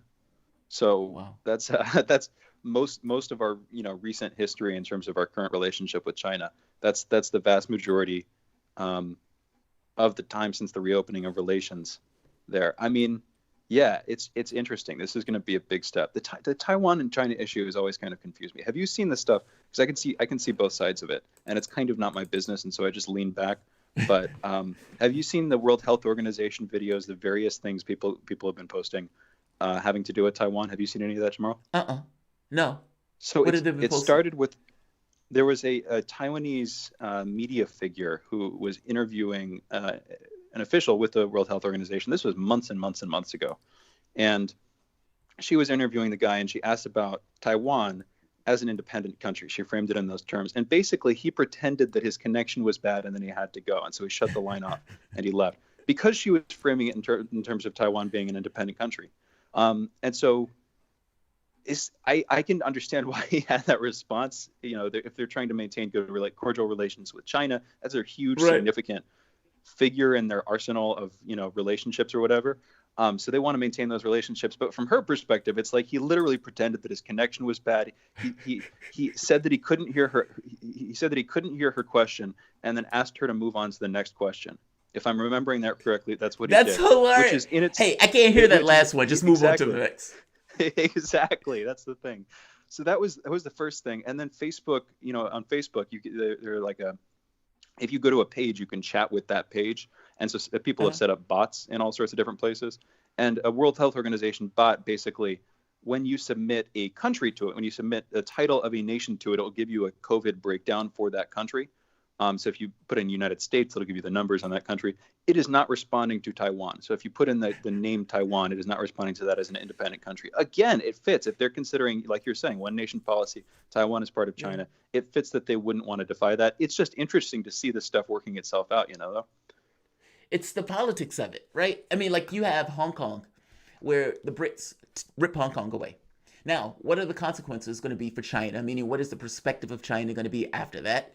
What are going to be the measures that they take maybe to prevent that from taking place again? How are they going to feel about that? And what is going to be the cultural memory that goes throughout history as it propagates? And just as interesting, what is Britain's perspective of it? Meaning, when Britain took Hong Kong, did it consider the gravity of what was taking place when it took that colony? And with everything that's been taking place now, we're basically seeing the outcome of that, meaning that working itself out. And there was no way that was ever going to turn around and be of a good situation, especially with what was taking place with regards to China and the Western powers at this point. China is never going to accept a situation where it is cowed or limited again. It's just not. And I think us in the United States, even though we don't necessarily have a great example of it, I think if we look at our own history with African Americans and whites, the complicated history that is this country, and there's all sorts of cultural eddies, cultural weirdness, cultural things in the way that we each engage one another, that we will get breath to bone, or breath to lungs, that other people who are living outside of the country may not necessarily get in those ways. I think this is something similar. There's cultural responses or cultural repercussions for things that have taken place in the past. And that cultural response, there's consequences to it. And I think in some degree, have to be empathetic in the same way we want other countries to be empathetic to our own cultural ancillary items. And so I don't think China's any different in this case. I do think it's fascinating. It's interesting. A country that's been around for so long, like thousands of years, and the permutations that have had to take place for it to remain or to, let's say, come back to world prominence after X amount of time. But no, Shane, it is all fascinating and all interesting.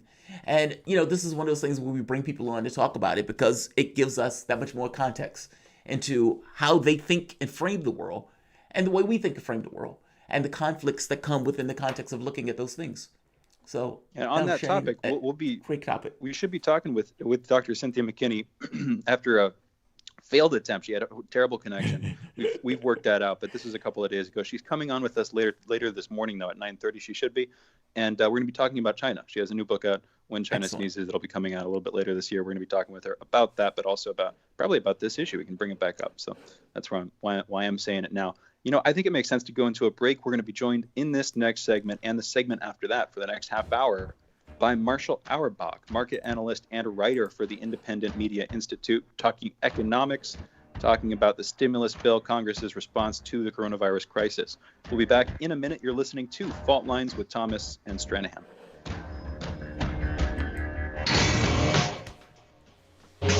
Fault Lines. We are above all the latest developments, and we don't take any sides. Radio Sputnik, telling the untold. Tune in to Loud and Clear with Brian Becker for the latest news, commentary, and political analysis. what's really behind the political and social crisis gripping the United States and the world. If you're tired of a superficial and shallow reporting for the mainstream Hello, Marshall. Hi, morning. Forget How you doing? Morning. We got you scheduled. Good, doing good. We got you scheduled for the interview. We are doing.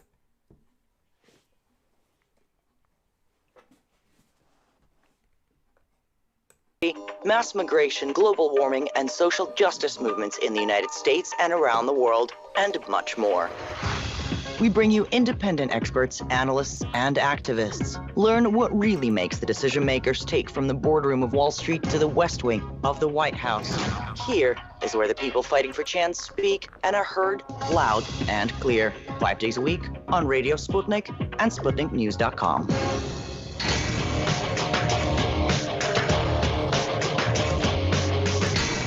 Fault Lines.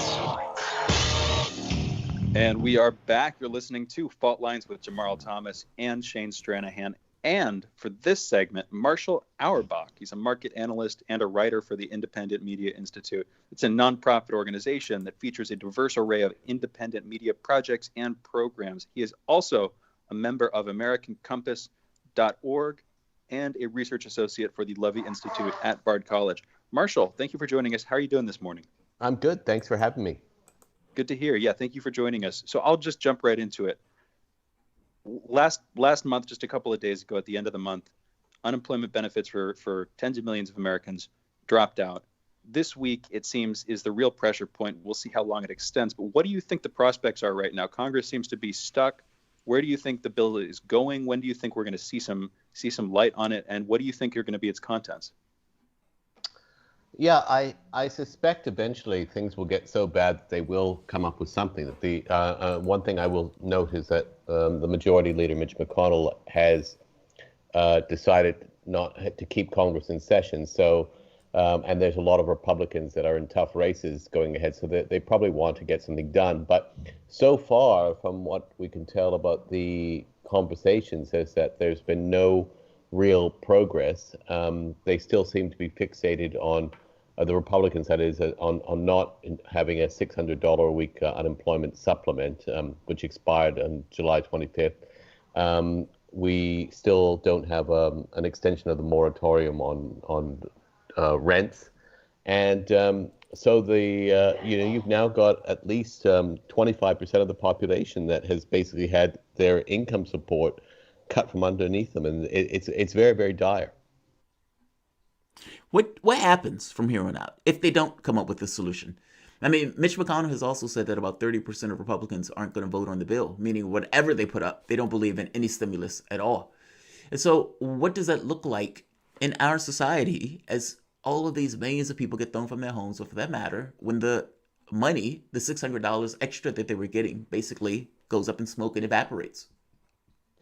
Well, it's disastrous, and unlike the 1930s, we know that there's a way of solving this problem through these support packages, which actually did put a safety net on society, and now we're getting the biggest dreams of the liquidationists from the 1930s who are, and we'll test whether this so-called distortion from government will allow the markets to clear and operate properly. I'm very skeptical, but it does seem that we're going full on Andrew Mellon.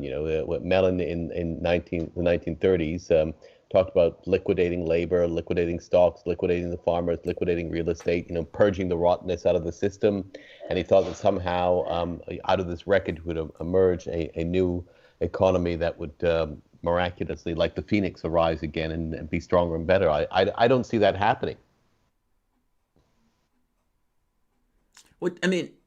Yeah, right. I mean, I don't think the economy is going to automatically flip back on, kind of like a light switch. But some people do believe that. Some people think that that somehow these support measures actually distort the operations of the market, and that we ought to let the thing play out and let this liquidation process play out, and so that we can emerge stronger and better than ever. They don't seem to realize that, in addition to being a cost element, labor is also a source of demand, and that you're eliminating a huge chunk of demand on an economy that's still largely run on consumption. And that's because labor requires. Well, labor requires spending money like the rest of us. I mean, you and I Exactly. might both be employees, but we also are consumers. And Exactly. so you cut away what's in your pocketbook, you and I will spend less money. I'm curious about actually the value of labor right now. You'd think that the value of labor would be going up with everybody effectively scared to go to work, but of course lockdowns have also shut down businesses. How has that affected how much money people can expect to make when they go to work somewhere during the crisis? If you use the Great Depression as the analogy, you'll have a huge army of unemployed, and labor, businesses will have their choice of people. They'll have the pick of the litter, and they'll be able to offer substantially lower than they would have otherwise been able to do in a tight labor market. We were getting to a tight labor market before this pandemic hit. I mean, I don't believe the official unemployment rate fully reflected how tight it was. It wasn't, there was still underemployment, but certainly things were better when we had an official unemployment of 3.5%, and wage increases were finally starting to manifest themselves for most people in the economy. Now, I would say that you'll have more wage stagnation. In fact, you'll be able to have businesses pick off labor for discount prices because there's 20% plus unemployment right now. So just de facto, the value is going down. I mean, that makes sense. Yeah, supply and demand. You've just got a ton more supply. There's not as much demand, so it's that part of economics hasn't been repealed. Okay, so I'm actually, is it okay if I ask you a question sort of while you're wearing the MMT hat? Not sure if that's your full-time hat, but just on those terms. Yeah, sure. Thank you. Yes, I'm curious. We were talking last time you were on, I believe, about specific investments using flux of cash, basically, using investment, federal government investing in areas. I'm curious, what specifically would that look like? And what areas, I believe we talked about this briefly when you were last on, what areas would you target, but how actually would that process work? Well, you could, I mean, it worked during the New Deal, where you just had government. I mean, obviously, there's one complicating factor, which is the pandemic, which does preclude some work being done. And so, for example, I would suggest that the country needs a widespread public works infrastructure program, because if you look at our public infrastructure relative to the rest of the world, it's pretty third world. So, but you still have the challenge of dealing with the pandemic. The infections appear to be plateauing in a lot of hot spots now, but it's still going to be a recurrent problem. So yes, I would suggest that public works would be one area, but I also think that we could start doing things like one of the things that the crisis has exposed is the problem of elderly care. It's pretty awful, and I think we could use a lot of people to help elderly the elderly in this kind of an environment. But the problem we've got now is we're not even thinking about developing concrete plans on how to respond. There's just been a complete loss of institutional competence, and today it seems that we've got something more like rearranging the deck chairs in the Titanic. So nobody's even thinking about the kinds of questions that you're posing to me. And why? That's tragic. Go ahead, Jamarl. Yeah. Why? Well, that's what I was going to say. Why? Why aren't they posing those questions? I mean, because it seems like we have this tendency to always look back, as opposed to saying, okay, what can we do differently in order to make the situation better? Why do we need a new deal, etc.? But like you said, those questions aren't even brought up. The questions of, hey, how could we do this differently? What is in the best interest? Those questions are off the table to be asked or to be even dealt with. I guess my question is, why are those questions off the table? Well, because Congress has simply become clientelists for the elites. They don't, we've got a profoundly corrupt a political system, I believe, that answers largely to a wealthy donor class and doesn't really respond any longer to the broader needs of the broader population. So, it's starting to look more like the post-Soviet Union plutocracy. And that's really the problem right now, and it's become an increasingly dire problem over the last 30 years that our institutions have become less and less responsive to the vast majority of people, and have become increasingly responsive to a narrow number of people who give all the money and effectively own Congress. And I'm going to ask you a somewhat broad and pointed question, but putting not just your MMT hat on, but your slightly larger economist hat, which I'm guessing overlaps the MMT one like a sombrero. How would you solve that political problem? How would you solve the problem of political stagnation, this problem of clientelism? What would you do as an economist to turn handles, to turn levers to solve that?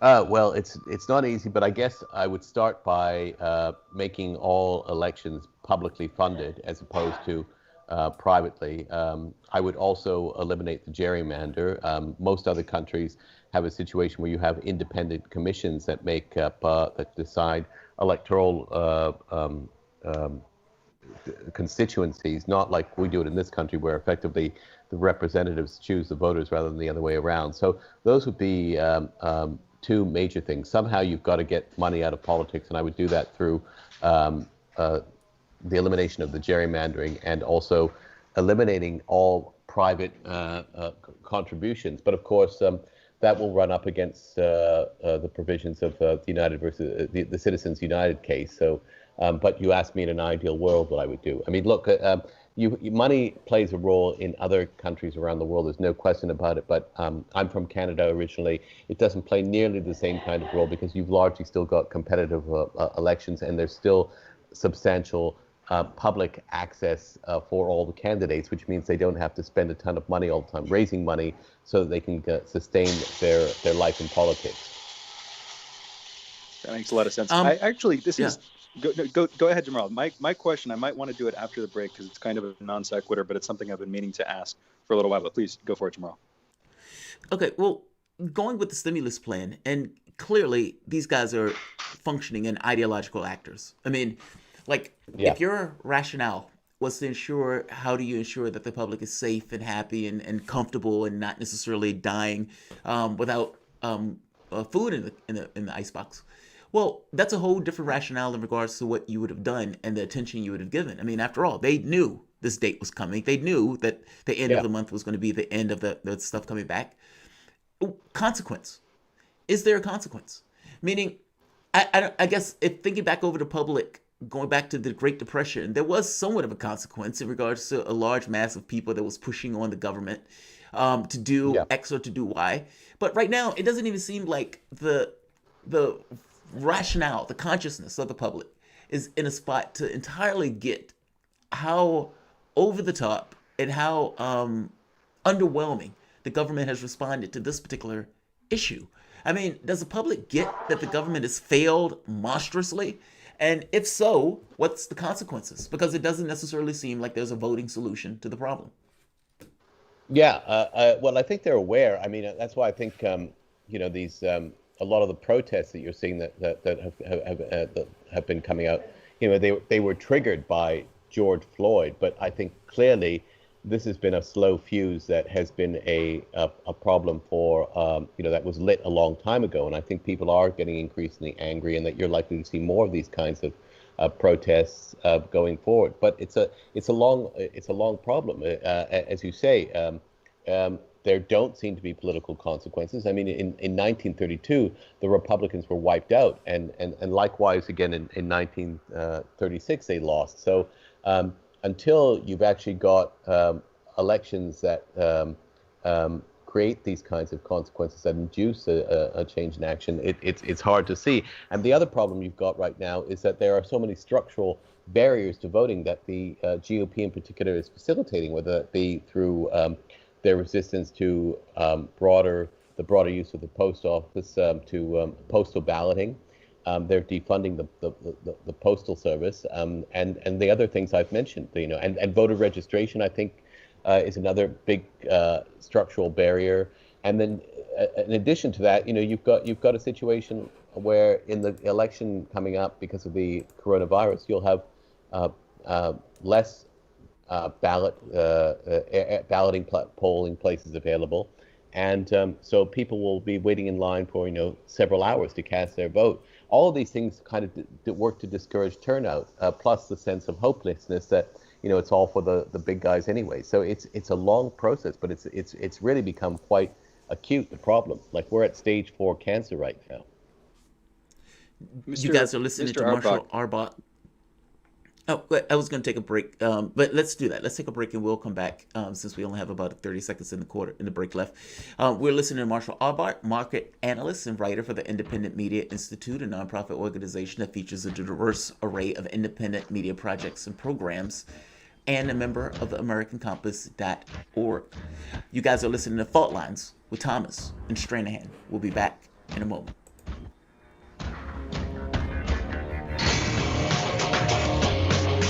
Fault lines.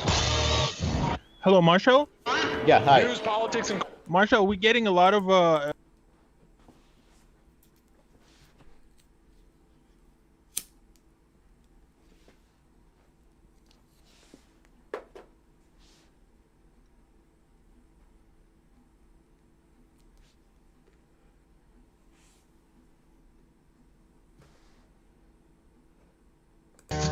No surrender.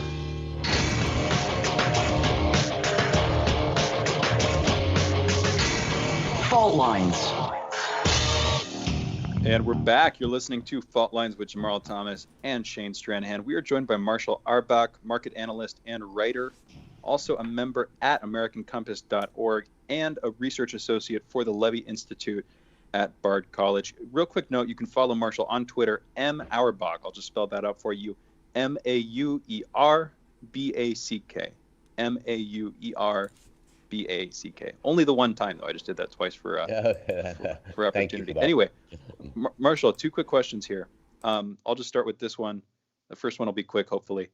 It has to do with Gresham's Law. And again, I said this was coming out of nowhere. We've talked about Gresham's Law on the show before. I only loosely understand this. It's the idea, just very briefly, that the bad money drives out the good. The idea that if you have less pure money, if you have a lower value currency or a currency whose value has been reduced by various means, that money over time will drive out the good money on the market. What I'm curious about, and why I'm asking you about, what exactly drives that process? What are the incentives? What are the systemic incentives? Why is that a law? Why does that happen? It's not so much the money per se. I think they mean bad money in a metaphoric sense. Broadly speaking, it just means that the more you allow corruption to infect the system, the more you debase the underlying rule of law. So, because if you continue to undermine standards and prove that and create situations where there's no consequence for bad behavior, the more you perversely provide incentives for people to ignore the rules and to say, well, if this guy's not paying attention to it, then why should I do it? To give you an example. Imagine an Olympics where we had no drug testing at all, and everybody started to, use steroids and other performance-enhancing drugs. You in fact had that situation in the Tour de France. I mean, basically, it wasn't just Lance Armstrong. You had, at least 70-80% of the elite riders were on something or using some form of performance-enhancing drugs. So you've got the political equivalent of that now in our system, where we've defunded the regulatory organizations. We don't ever seem to punish people for white-collar criminality, and so the incentives continue to skew downwards. It's like Patrick Moynihan, the late senator from New York, described it as defining deviancy downwards. Well, I would say what we've had is 25 years plus of defining down financial deviancy, and as a result, these behaviors have got worse and worse. That's interesting. Okay, that makes perfect sense. And actually, the one of the last parts you were bringing up there, the defining it down, basically, sort of reducing the extent to which we perceive the negative attributes of something, that fits perfectly with the whole what I've heard about Gresham's Law, which is basically, like you're saying, it's the inability to discriminate between what's good and what's bad, and so that causes this corruption. Exactly, and I don't want to just beat on the GOP here, because I think the Democrats have been equally responsible in that area. I mean, I have this theory, I don't want to go way off topic here, but I have this theory that one of the reasons why the Democrats tried to get Trump impeached on the basis of collusion with Russia, which I always thought was a fairly weak narrative, was because they themselves had tolerated so much white-collar criminality during their times when they controlled the White House and Congress, that what kind of a precedent did you establish? I mean, in 2008 onward, Obama, Geithner, and Holder were very loath to prosecute bankers who confessed to breaking laws. Not just civil laws, but criminal laws. They confessed to money laundering for drug cartels, for example, at HSBC, and they got fines, the equivalent of a slap on the wrist. So that's the kind of situation that enabled the rise of Trump in the first place. That's interesting. Okay, I can see that too. I have one more question. This is sort of wonkish and esoteric, even more than the last one. Okay, I specialize in those. Awesome. Okay, cool. Thank you. I've been doing some reading over the last couple of years and kind of getting back into it now, trying to figure out good institutional paradigms. Specifically, it's a little bit unclear. Good paradigms for looking at institutions, specifically political institutions. Political economists actually have some good material on this. I started out, on the more right-wing side. I've read some of the public choice theory stuff. On the more left-wing side, I've been getting more into Elinor Ostrom, political economist Elinor Ostrom. But I'm just curious, from your perspective, and again, I don't want to take too much of the time of this segment for this sort of personal question. Where would you go to learn more? Where would you, what views would you either espouse or deem worth investigating? What do you think I should be reading and other people should be reading too if they want to try to figure out how to solve some of the deeper problems in our political institutions?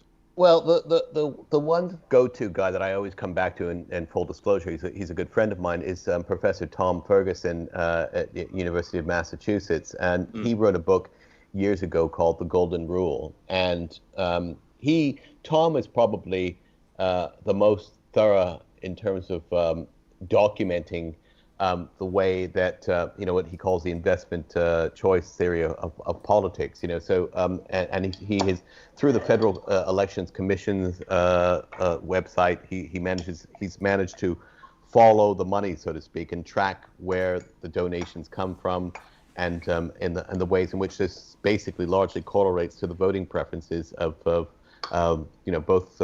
parties. So I think that's and once for example, he told me as early in 2008 how much money Obama was getting from Wall Street, and basically said don't expect any kinds of significant reforms from him as a result. And of course, he turned out to be right. If you see things within that framework, all of a sudden everything becomes understandable. It's he who has the gold rule, so to speak. That's very interesting. Oh, I'm going to look into that. Thank you for that. Yeah, no, Jamarl, basically, take it away. I appreciate that response. I was going to say, basically, Obama threw his body to protect the bankers. He said, I'm the one who's standing between you and the pitchforks, if I'm not mistaken. Yeah, and exactly. Acknowledging that those pitchforks were there in and of itself. Yes. Like, oh, this is so aggravating on so many levels. When Obama, when they said... Well, I felt the same way. I mean, when he made that great eulogy at John Lewis's funeral, I thought to myself, where was this guy for 8 years in the White House? I mean, he none of the things that he talked about were anything he did anything about when he was president. So I was going crazy about it, listening to him. Come on, Marshall. He was only the president of the United States. It's not like he had powers or anything in that office. Right. But I think the wild part is like Obama runs a race screaming hope and change from pillar to post all across the United States. And it becomes clear that message is what people want. People want change. They want something fundamentally different. And after 8 years, people don't get it. And then he's shocked that those people say, okay, I'm not going to back another person like Obama, Clinton. And in that case, they go to Trump. I mean, what, 60% of the population thought Trump was incompetent on the day that they elected him for office? So it's like, I agree. I think every election has been a change election for the last 20 years or so. I mean, in 2006 we had a change election. We eliminated the GOP majority in the later stages of the Bush years. 2008 represented another change election. 2010 we had the rise of the Tea Party, representing another desire for change. So it never gets delivered, but people keep switching back and forth because they are hoping to get something different that satisfies them. But neither party has delivered the goods so far. What would be the goods? Meaning, what does the public want? If you had to give an analysis. Okay, look, I don't want to suggest that some sort of utopian paradise, but we had a much more equal economy, a much more equitable economy in the post-World War II period, the so-called golden age of capitalism. So we started seeing substantial gains in reductions in inequality. We had a significant rise in a prosperous middle class, and you had the United States economy generating high quality, well-paying jobs that allowed for good social cohesion in families, and it was a much more contented economy. Granted, it wasn't perfect. We were still dealing with a lot of festering problems in the 1960s. But certainly, if you look at the trends, I mean, look at Thomas Piketty's book, for example, you had a significant increase in the well-being of the vast majority of American people. So I'd kind of like to see us get back to something like that, where you can at least get a full employment economy, which was considerably less inequitable than it is now. I mean, if you look at the tax data today, we're right back in terms of inequality where we were in the 1920s. But how do you do that without a war? So, I mean, as far as I can tell, we rode that wave in the 40s, 50s, and 60s, and arguably petered out in the 60s or the 70s. There's, some contest over the exactly when that happened. But how do you get back to that spot without a war? We basically been the I think the victors of this world war. Go ahead. Yeah. You destroyed the unions for one thing over the last 40 years. So you destroyed the main lever of power that working people had to improve their economic circumstances. I mean, we've had a sustained attack against working class people for the last 40 years. So I don't know. I mean, I don't think we necessarily have to. I'm not saying we have to break up every business and go back to a situation where we had yeoman farmers and village cobblers, etc. But I do think you need. I would like to see us reestablish something like the old tripartism that we had during the 1960s and 70s, so that if you've got big business on the one hand, you've got big labor on the other to at least act as a proper balancing factor, and then you have. And I'd also like the government. I don't think the government simply acts as an actor. I think it has to play a much more responsive role in terms of helping to formulate national industrial policy, as it did throughout much of the country's history until. But Marshall, that failed. We've done that. It didn't fail. I guess what I'm saying, at some point, it didn't fail. It came undone. Okay, then why are we having this conversation again? Because it came undone, as you said. It didn't fail. It was successful. But at a certain point, people start to work towards undermining that system. That's inevitable. You get elites, banking elites, for example, that push for financial deregulation, which undermines the basis of the financial framework, which gave us 50 years of financial stability under Glass-Steagall. The lobbying. You had a group of people, the Mont Pelerin Society in the 1960s, led by people like Milton Friedman, that basically said this isn't working for our guys, and they worked to undermine it. But it was a sustained project that took over 40 years, where they effectively seized control of the levers of government, academia, the universities, and they developed a new ideology, which ultimately subverted what had worked very well for the vast majority of people. So, but it was out and out greed, and that's something you can't legislate against, but you can then certainly try to mitigate the worst consequences of it. Marshall, thank you for joining us. We've got like 30 seconds left. I wanted to ask a quick follow-up. It sort of relates to something you were saying there. Just briefly, though, we've had in the last century a couple of big government-funded, government-driven sort of R&D projects. I'll just choose two. There was the Manhattan Project. Obviously, that had a negative end from my perspective in terms of nuclear proliferation, but it was a sort of successfully executed large-scale project. You also had the lunar landing. You had, during this relatively short period of about 30 years from 1940, say, to 1970, you had a few huge successes. Looking at the coronavirus, looking at the need to sort of reform a lot of the way that the economy works, what would you look for in a government attempt to do so in terms of institutional competence? How would you just briefly, because again we've got 20 seconds of this, 15 seconds, how would you arrange it?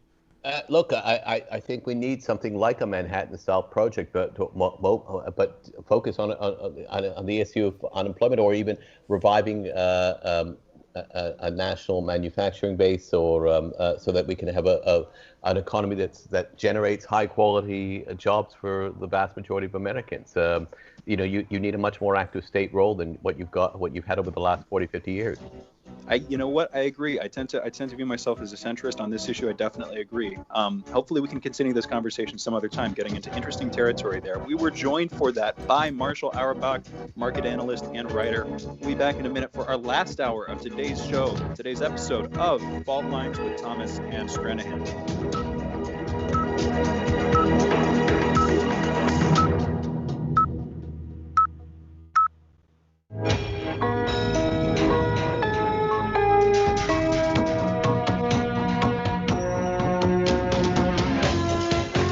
Listening to Radio Sputnik, telling the untold.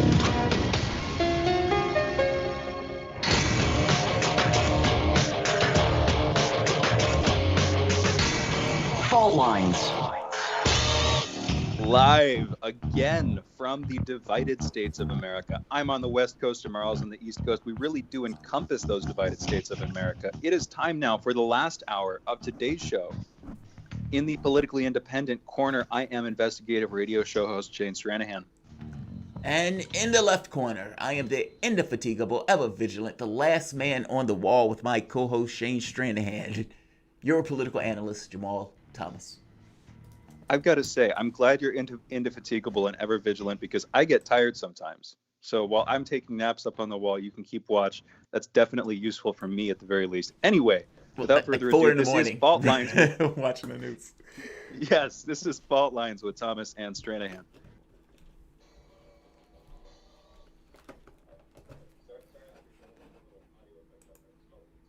Joke. All right, going back into top headlines. Here we go. First up, a major explosion in Beirut's port killed over 100 and has injured thousands. The latest count as of a few hours ago. I want to check back into this. It's over 4,000 people injured. Thousands of others are still reported missing.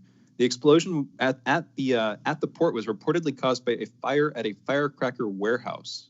There are tons of videos floating around. You can see this for yourself. It is shocking. Literally, there was a shockwave, massive shockwave, but it's also pretty scary to watch. You see a massive mushroom cloud plume very quickly coming up, and then most of the videos, depending on the proximity to the blast, most of the videos, it takes a second or two for the wave to hit, and then it's just everything is rattled, the windows are broken, everything is blown asunder. Anyway, most of you have probably already seen this, but if you haven't and you don't feel like you'd be worried watching it, you might consider it. This is a significant event. So Beirut's governor has warned that almost 300,000 people may be driven into homelessness by this. There could be up to $3 billion in damages. Beirut's governor also warned that this was possibly an attack, possibly something like a bombing. So has President Donald Trump, by the way, also saying this might be an attack. Israel, the United States, and Iran are among the countries who have promised Lebanon aid in its response to this catastrophe.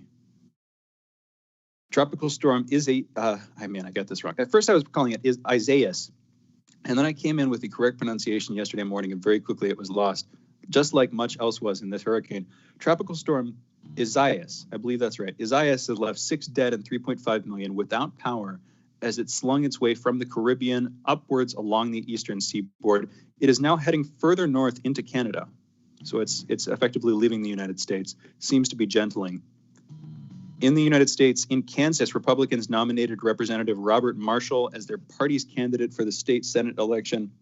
Rashida Tlaib kept her seat over in Minnesota. Over in Missouri, Cori Bush defeated Rep. William Lacey Clay to take the party nomination for Missouri's 1st congressional district. This is a brief note, but gold has hit $2,000 an ounce for the first time. That's a big move. Oh, by the way, real quick correction. I just realized I said Minnesota. I meant Michigan for Rashida Tlaib. But back to it. Gold has hit $2,000 an ounce for the first time. That's a significant height. And you know what? We failed, Jamarl. We did not ask Jamarl. We didn't ask Marshall about that. About gold hitting 2,000, yeah, because that is exactly. No, I mean, it is. That would have been a perfect question for him. It would be the most perfect question for Tom Luongo of Gold, Goats, and Guns fame, but it would have been good to talk to Marshall while this was going on. Regardless, though, Republican National Convention planners are thinking of using the South Lawn of the White House as the site of Trump's nomination acceptance speech later this month. This would be a break in presidential norms. Presidents usually separate the official business of the president from their personal affairs. Campaigning, of course, for his reelection would constitute a personal affair. And yet again, it's RNC planners that are thinking of using this. We'll see if this actually goes forward. This would, Jamarl and I were talking about this earlier. This would be for his nomination acceptance speech. So it's sort of natural. He would be giving the speech. He basically lives there. It kind of makes sense. But then there, of course, are also these questions about whether you should be using the White House, which, as far as I can tell, is reserved for the responsibilities of the presidency usually, whether you should be using that for personal affairs, particularly campaigning to get reelected. There is a question there, but I've already said my piece. Our next story, Joe Biden is spending $220 million on TV ads, on television ads. Those include ads in states like Texas, not usually a Democratic front-running state. The campaign is also publishing, it's spending another $60 million in digital ads. Right now, Trump has $150 million invested in TV from Labor Day until the end of the election year. So $220 million from Biden for TV, $150 million for Trump. It's just interesting. In our next story, Health and Human Services Secretary Alex Azar is visiting Taiwan in what Bloomberg is calling the highest level U.S. trip to Taiwan in decades, specifically since I believe it was 1979, so over 40 years. Alex Azar will be leading a delegation while there. He is reportedly in Taiwan to talk about the country's response to the coronavirus, as well as to talk about supplies of medical equipment and technology. Yesterday, and this is a story here, definitely, a kind of big one. I'll go into it in a second. Yesterday, the FBI raided the offices of Optima Management Group. That is a company connected to the Ukrainian billionaire and oligarch Igor Kolomoisky. Federal authorities have been conducting a wide-ranging probe into Kolomoisky over recent weeks. I'm going to come back to this in a second. That's headlines. You're listening to Fault Lines with Thomas and Stranahan. So I just want to come back to the story about Igor Kolomoisky. This was actually, I'd seen this. I believe a listener sent in this story shortly after news broke on it. And then it's totally slipped through the cracks on my end. This came out yesterday. And then Tarif, I'm going to just do the tip of the hat. Thank you, Tarif, for calling in and mentioning this story. I didn't get a chance to comment on it after we took your call earlier, but this is now inserted into our headlines due to you. And this is an interesting story. So Igor Kolomoisky, Ukrainian, people are calling him a billionaire. His wealth is reported to be at about $1 billion. So I think he technically meets that, although it could be under. But regardless, he's widely known as a sort of businessman oligarch. In other words, somebody who's become sufficiently successful in his country to influence national politics. He is at that level.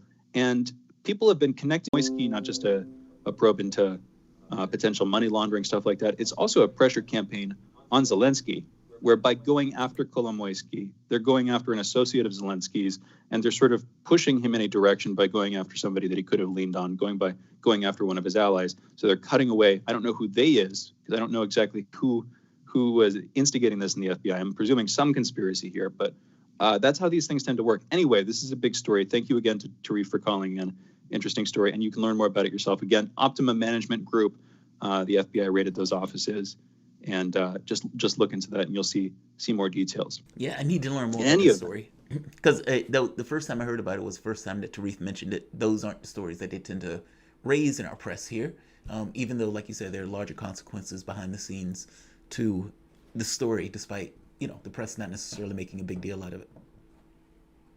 Yeah, and it's particularly interesting because with Biden's connections in Ukraine, I mean, he's running for the presidency. That's sort of one of his biggest Achilles heels at this point. He only has two, I suppose, unless he has more than two legs. But that's one of his worst problems at this point is, not just the questions about Hunter Biden in Ukraine, but also all the messy stuff that the State Department was doing under him, with basically him as the viceroy for Ukraine. I mean, there are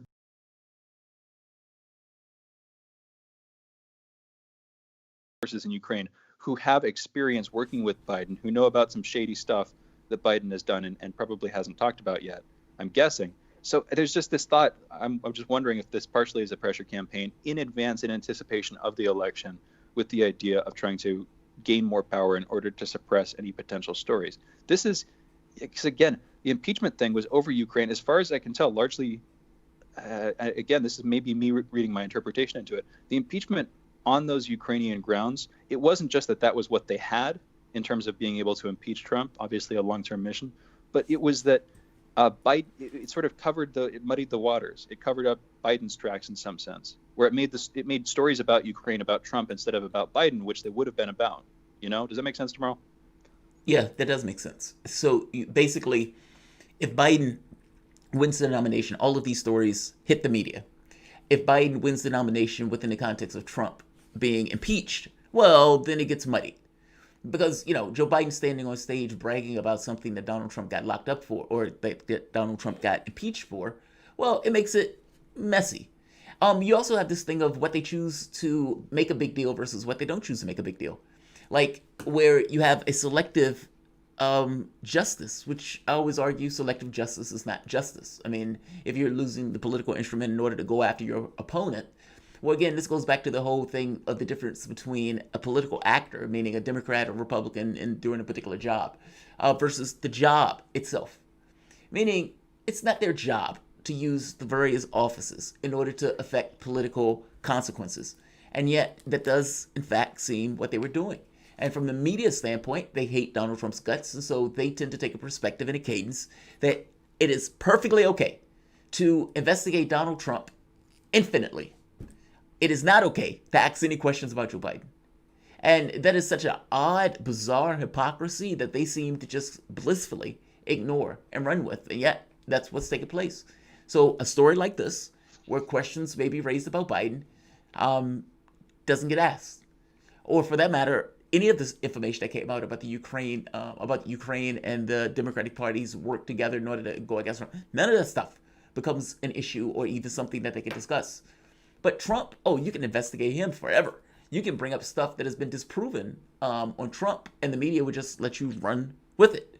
So it is a massive difference in the way that our media and even political situation or political class deal with these various issues, and blatant hypocrisy in the way that they discuss it or talk about it. It's true. It's true. I want to throw out a quick note here. We're taking calls 202-521-1320. That's the number to call. We're taking them for about 15 more minutes. We're going into a break in a second here, in a couple of minutes here. But if you want to call, again, 202-521-1320. That's the number. We should get a hotline set up. That'd be cool. You know what I mean? A hotline? Like a number. Yeah, well, not necessarily a number that people can call 24 hours because, God forbid, one of us has to wake up at, in the middle of the night. Right.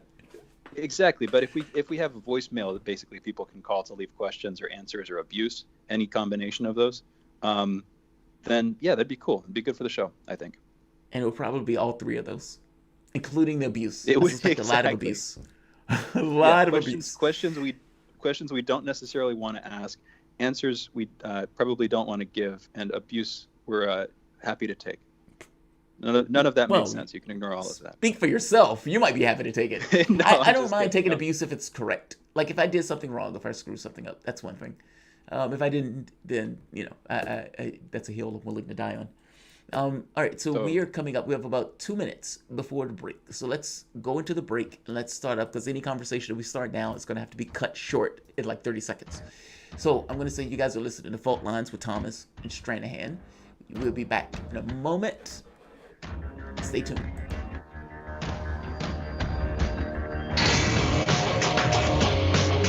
Fault Lines. 24 hours a day, 7 days a week. We give you the most essential information out there. Radio Sputnik, telling the untold. Shooting from the lip. We're taking no prisoners here. Real opinions for real people. Where we bring you people with controversial views, and instead of trying to catch them out, we actually let them expand on their views. What's going on in British politics, European politics, and indeed in world politics as well. And wherever you are, whether you're a UKIP supporter, a Tory or Labour, everything is in turmoil. John Gaunt. Shooting from the lip.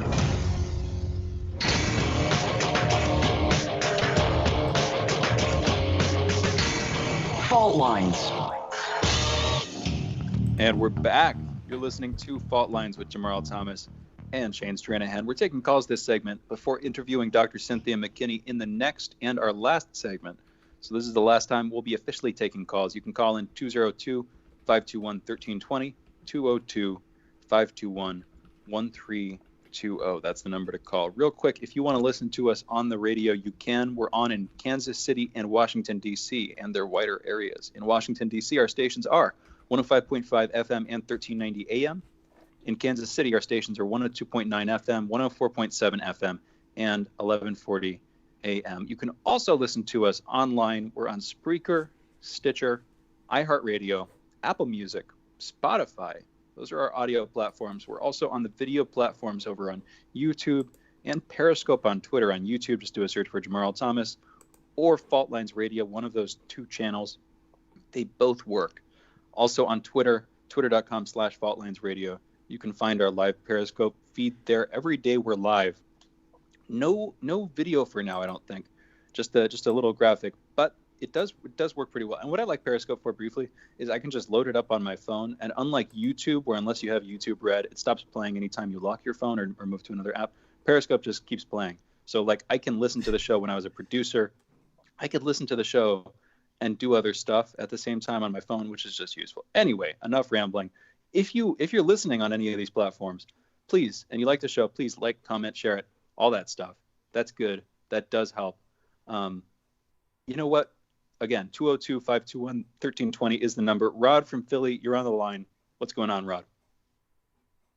What's going on, guys? I just caught tail end of the last segment, and you guys were talking about how Ukraine was used against Donald Trump, but not against Joe Biden.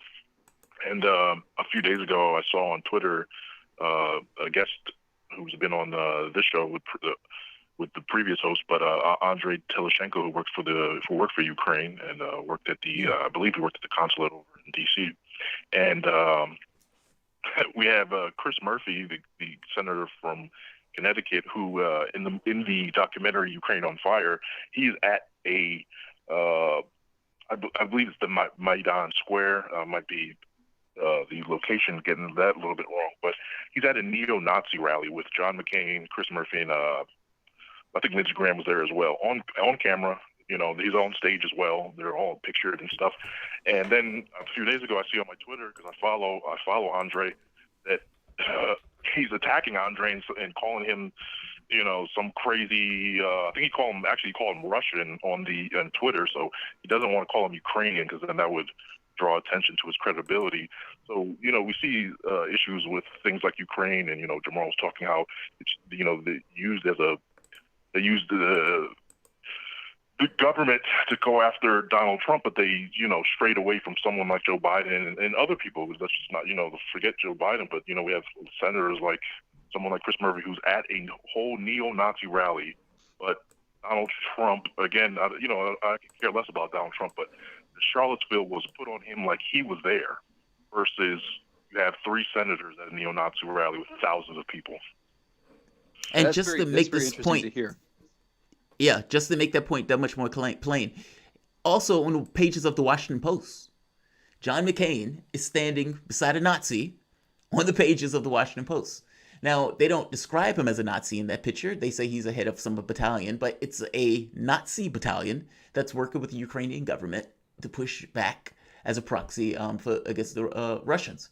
Nobody cared about that. I mean, they were having flag burning ceremonies. I mean, like just some insane, or light burning ceremonies, some insane stuff.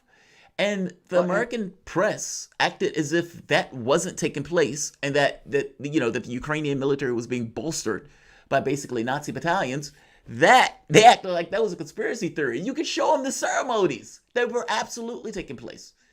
They don't care in the sense of McCain. They don't care in the sense of Murphy, that coup monger who was angry at the Trump administration that they couldn't get the coup right in Venezuela. That guy.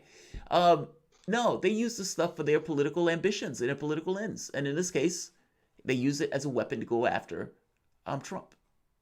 Yeah, the problem with the way that we do things, the problem that we've done things in the United States over the last century, one of the problems here is we use ethical justifications for our invasions, and for a lot of our just covert activities in general overseas are basically, when we're not invading countries, a lot of our relationship with them seems to be coercion, seems to be or subversion, seems to be some sort of covert activity. Anyway, a lot of the problem, I think, is that we've used these ethical justifications, and then we keep crossing our own lines. We keep being hypocritical about it. So an example of this would be in Ukraine, where in our opposition to the Soviets, we basically supported Nazis. We've supported far-right nationalists. The CIA notoriously supported Mykola Lebed. My dad, Lee Stranahan, former host on the show, has done a lot of good work on this, but a few other people have too. We've basically supported Jareth Kopis. I'll just throw Jareth Kopis out. We should have him on the show again soon to talk about this. He's written about our support, the CIA's support for far-right Nazis, no other word to use for it, in Ukraine, nationalists and supremacists, ethnic supremacists. And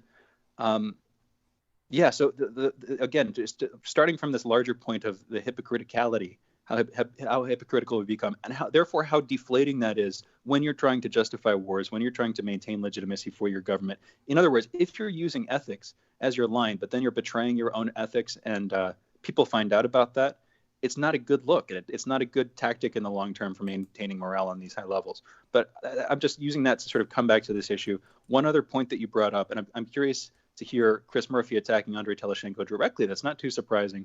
Andrei Teleshenko, for those who don't know, was a whistleblower in the Ukrainian embassy in D.C.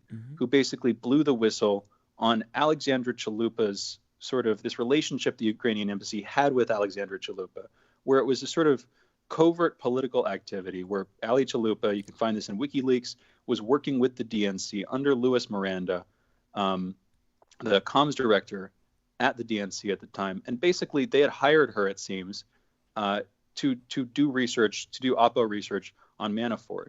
So Andrei Teleshenko was working in the embassy. Alexandra Chalupa was working with embassy officials, Oksana Shilyar, other officials at the embassy in D.C., the Ukrainian embassy in D.C. And basically he saw stuff that was going on that he didn't like and that he didn't support, even though he's not like one of these sort of Russian dudes in the east of Ukraine. I believe lived in Kyiv. He was a fan of a lot of the sort of more left-leaning, Western-leaning policies. So it wasn't ideological. It's just that he saw this stuff going on. Now, I'll note, recent revelations have shown that the Steele dossier, the early process of investigating claims made specifically about Manafort, that started at around the same time that Alexandra Chalupa started to do her work. So I believe it would have been March of 2016, well before a lot of this stuff started to break, well before the Black Ledger started to break. Both Christopher Steele, and this came out with his subsource, the revelation about who his subsource was, both Christopher Steele and Alexandra Chalupa were investigating Manafort as a part of this Trump Oppo campaign at the same time. Alexandra Chalupa working with the DNC, Steele apparently working with this sort of nexus associated with the Clintons, including Cody Shearer and Sidney Blumenthal, and I'm forgetting his name. I'm forgetting the most prominent one of them, Strobe Talbot, pardon me, at Brookings. Anyway, it's just interesting to note, we've only learned some of this stuff recently with recent revelations about Steele's subsource, but it's interesting to note that this stuff was going on at the same time. I just wanted to come in there to provide some background on who Andrei Teleshenko is. He was the whistleblower at the Ukrainian embassy where Alexandra Chalupa was sort of doing some of her quote-unquote dirty work or whatever. Anyway, with that out of the way, we do have other callers. We're still taking calls, 202-521-1320. John from Maryland, you're on the line. John, what's going on? Yeah, if my guy Biden wins in November,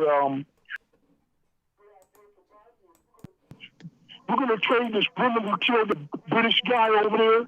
We're going to trade him. We're going to make a trade to visit Assange, and we're going to send that woman back to Great Britain to face charges. I think that's a good idea. I can scarcely hear you. I'm sorry. That was incredibly difficult to hear. John, if you're still there, could you ask that one more time? Yeah, Boris Johnson, I think what Boris Johnson should do, he should trade. No, man, I'm sorry, John. I can't hear you. I'm gonna maybe call back some other time on another phone, honestly, or something like that. It sounds like it's the phone itself there, just the microphone that you're using for the phone. It just can't hear you. Sorry about that, John. We are still taking calls, 202-521-1320. Call in anytime you want to. Yeah, I want to get back into this Ukraine stuff a bit, not just because this was one of the main stories of the previous incarnation of the show, also because I know a bit about it and it's important in this grand historic sense. Pardon me, in the relationship between the United States and Russia. it's obviously Ukraine is a central pivotal player there. Like people will either the United States, NATO, the various countries within NATO, historically it seems have used it as a sort of chess piece, and now it's almost like a kingmaker in a weird way, where they have this pivotal position in terms of being able to convey gas and being on this large country on the fringes of both the EU and Russia. So it's interesting in that sense, but it's also really relevant to the whole Russiagate thing. So this like media frenzy that dominated 2016 to 2018 or 2019. I don't know when you can say that the frenzy really died out, if it has fully, but it's historic and it's important in that sense too. Yeah, and I really feel like we're one of the only outlets that has the truth about that and occasionally talks about it. So it's sort of our duty to keep going when it makes sense. Yeah, because they don't, mainstream media, when they're talking about the Ukraine stuff, they often look at it in really weird ways. Like, so Obama wouldn't give Ukraine weapons because, or offensive weapons. They would give them defensive weapons, but they wouldn't give them offensive weapons because they didn't want, legitimately, to give across this impression that we were doing things that were basically leading to the deaths of Russians. I mean, that's a problematic position for any country to be in. Also, the getting up to the border of Ukraine in and of itself in the first place. Again, that's not something that the media really regards straightforward and honestly. I mean, the United States was willing to go to nuclear war for missiles being off the coast, meaning on Cuba. And we are somehow unclear that countries that have had their borders invaded multiple times to the tunes of like 20, 30 million people dead, that they would be sketchy about their borders. Yes, we would be too. It just comes along with the territory of being a sovereign nation. And so I agree with you. We don't talk about this in real terms. I mean, they attacked Trump saying, oh, Trump is working with Vladimir Putin because he wouldn't give offensive weapons to the Ukraine. Well, he did give those offensive weapons to the Ukraine, and Obama wouldn't even do that because Obama had sense enough to know that we don't necessarily want to be positioned against Russia in this way. So yeah, the Ukraine thing is something that they use almost as a fig leaf to hit Trump. I don't think you hear about it much now. And even during the impeachment hearings, nobody from the Ukraine implicated Trump in this at all. This was all people who were basically associated with the Democratic Party. Yeah, I agree with you, Shane. The Ukraine story is big and it's interesting. And it's interesting for a host of reasons, not just the impeachment stuff. It's also interesting just from the way, the foreign policy thing and the way that it has positioned us. For example, some people were calling for the Ukraine to be added to NATO. Now that's insane. Even if you would get Ukraine to be mirroring NATO's actions, which is in and of itself problematic, that would lead to an immediate war. And that would mean that the United States and all of these other nations are automatically instigated in a war. But their point and what they wanted to do is have that particular pressure to be able to initiate that particular response. Fortunately, there were people with enough sense to realize that wasn't necessarily a great idea. That didn't necessarily stop them from trying to use policy to get them closer into the orbit of NATO, knowing that they would provoke a crisis, which is basically what it did. So yeah, we covered this story. I think we're more right on this than mainstream media ever was on it, because we, for the most part, can just say this is what happened, and there wasn't this kind of overt political bend to it. Yeah.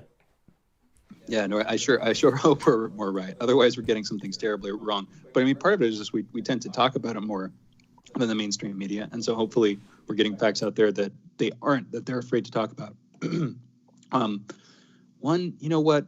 We should probably just go into a break so we have more time with Cynthia. Let's go into a break. We're going to be back in a minute with Dr. Cynthia McKinney talking about her book coming out later this year, talking about China, the subject of her book, also coronavirus, maybe Taiwan. Maybe we can pick that issue back up.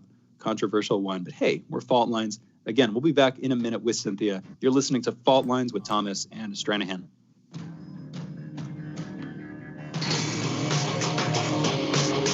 Fault lines. Tough questions are the most powerful weapon we have. As long as you have questions, we'll keep asking.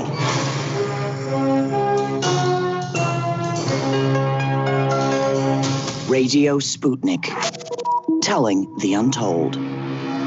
Tune in every Thursday to Loud and Clear with Brian Becker for a regular segment called Criminal Injustice about the most egregious conduct of our courts and how justice is denied to so many people in this country. Tune in to Loud and Clear this Thursday and every Thursday for thorough and independent analysis of our criminal injustice system.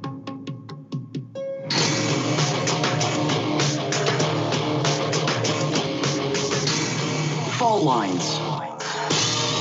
And we're back. You're listening to Fault Lines with Jamarl Thomas and Shane Stranahan. We are joined by Dr. Cynthia McKinney. She is a former member of the U.S. Congress, speaker, author, and internationally recognized multiple award-winning human rights activist. We're also going to be talking about her latest book coming out a little bit later this year. The book is called When China Sneezes.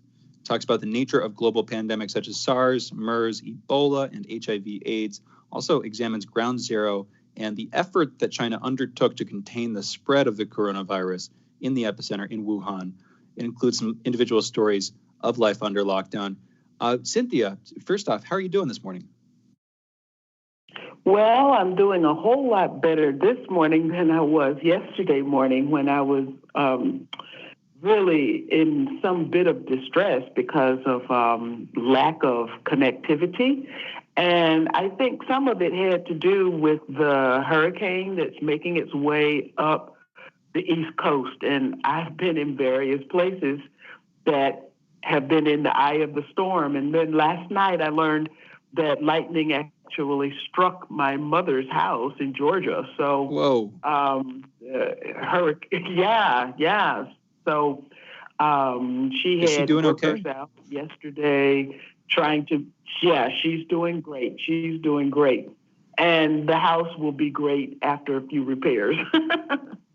Good to hear. That's good to hear. Okay. Yeah. So quick question, actually. I was going to ask about the farm just because those are my things, sort of, but we have more pressing matters to attend to. Quick question about the book. When is this coming out? I've heard either late October or early November. Do you have a publishing date picked? Well, actually, yes, we do. And it's supposed to be we literally just sent it to the editor, and it'll be available for pre-publication, print by demand, as early as August 15th. So 10 more days, you can order it and get it printed individually for yourself. And then the bulk publication will be available a month later. Welcome to the show, Dr. McKinney. I always enjoy it when you're on. Why did you write this book, When China Sneezes? What was the impetus? What was the thing that got you out of bed one morning and say, you know what, I got to put this down on paper, What China Sneezes? Well, actually, I decided to write the book because, as you know, Jamarl, I organized a fact-finding mission to China. At that time, this was like in December 2019, the issue between the United States and China was about the treatment of the Chinese Muslim population, the Uyghurs. And there were allegations being made that the Uyghur women were being forced to sleep with Han men, and that Han meaning the East Asian phenotype of and non-Muslim. So 20 of us decided that we would spend our own money and go and find out. We had 18 members of the delegation from the United States, and we had 2 who ventured with us all the way from the UK. We landed in Beijing the day after Christmas, and basically we traversed the entire country, eventually ending up in Xinjiang, which is the Uyghur-controlled province. And so that experience led us to say, we're going to write a book about what we've seen and what we've learned on this trip. Well, then unbeknownst to us, as we're traveling around in China, this virus, this SARS coronavirus 2, was making its way throughout Wuhan, the city of Wuhan, and Hunan province. So then, of course, with the extreme methods that were taken by the Chinese government to contain the virus, the story switched from what we intended to write about to the compulsion, really, to write about this something new that was happening. Little did we know when we left on January 10th that not only would China go through lockdown, but the entire world would go through lockdown. So it was very clear to me that I needed to put together some of the best and brightest minds that were available to me and ask them to contribute chapters so that we could understand not only what is happening to us now and understand the science of viruses or germ theory, but also understand what might be coming down the pike for us planned in the future. What was the conclusion? What was the, I guess you could say, what was the ultimate summary of the analysis that all of the people were putting together in the book and the chapter? Meaning, what was the main thesis that you guys came away with? Well, the main is that SARS coronavirus 2 is a laboratory induced virus, and there is even disagreement in terms of germ theory, what exactly a virus is. But if we accept that it's a virus, some scientists don't even accept that it's a virus. But but if we accept that it's a virus, that it's something that's completely new, and I believe purposefully deployed, artificially created. What would be the purpose for its deployment? Actually, well, you see, what I didn't get a chance to do in the book was to actually apply the Peter Dale Scott deep state, deep event, deep politics template to what we're experiencing now. And basically what the Peter Dale Scott is the professor who popularized the use of the term deep state in popular literature and in academic literature as well. And so he has a template for how can you discern a naturally occurring event from an event that is produced by the deep state for the purpose of introducing deep politics into a particular scenario. So, for example, you have President Kennedy, who is looking at withdrawing the U.S. military presence from Vietnam. Once he is dead, then on the very same day, you have Lyndon Johnson reverse Kennedy's decision. So what results are policies, public policies that would never have been able to occur without this deep event. You can look at September 11th as a deep event. So, and the passage of the Patriot Act, you would never have been able to just ram that piece of legislation through the Congress were it not accompanied by the deep event of September 11th. And so all of a sudden now you have actually what George W. Bush said. The Constitution is just a piece of paper. And now what we are seeing as a result of the introduction of a new disease, COVID-19, we're seeing policies that were heretofore unthinkable, and now they are becoming routine and trying to be normalized. Now, I agree with so you. What I agree with you that at various points in our time period across the United States or across the world, to be honest, you had a situation where political leaders wanted to get something accomplished, and they would create a pretext that the very thing that you would have thought was unthinkable is now the very solution that you may agree with because of the political process that you've implicated and you've instigated. So Vietnam was a good example, the Gulf of Tonkin.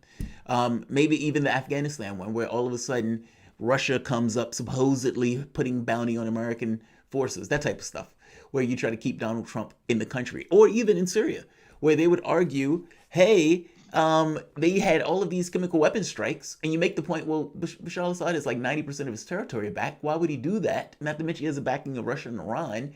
Why would he do that? They say he's a bad guy. And they just use that as some kind of justification for humanitarian bombs that apparently don't kill good people.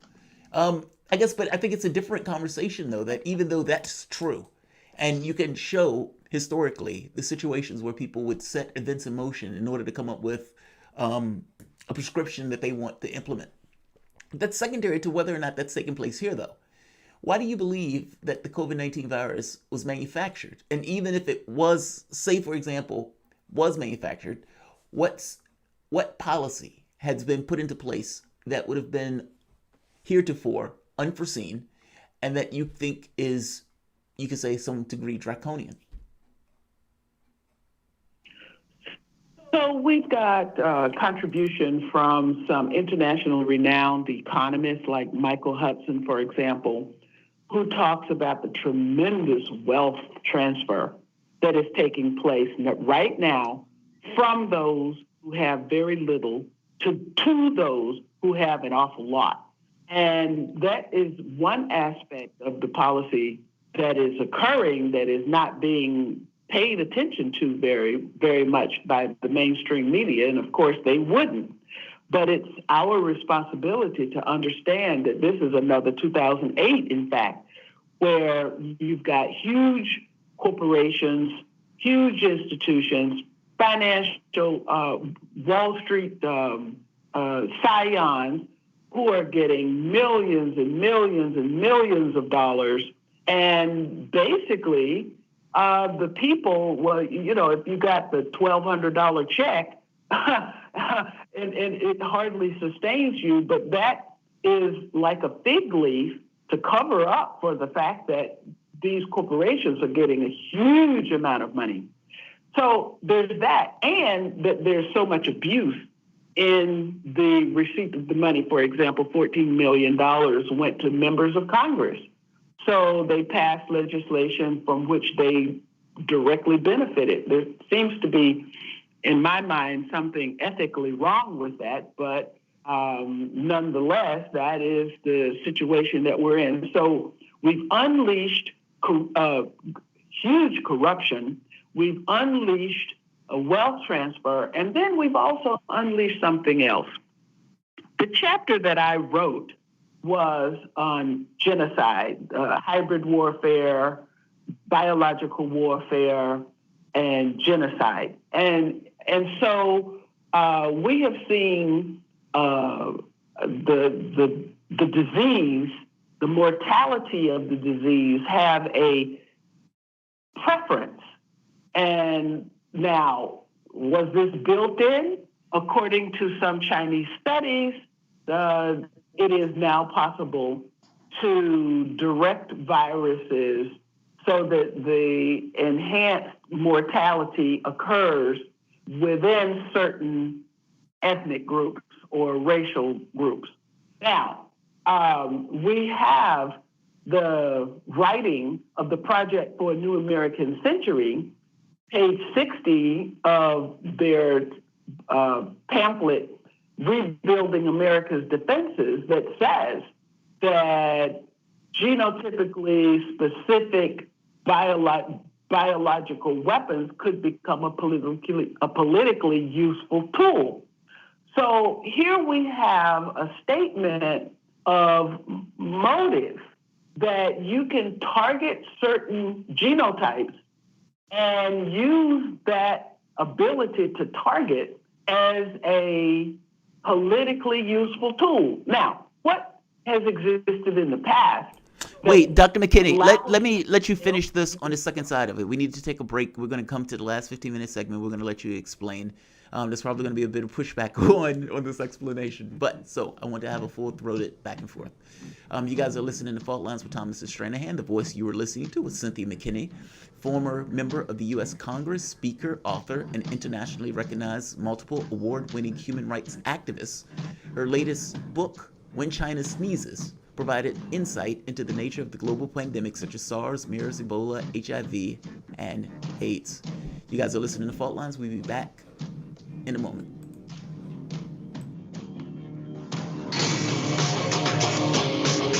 Fault Lines.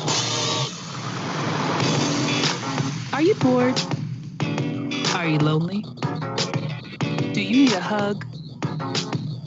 Well, we can't give you that, but we can keep you up to date on Radio Sputnik.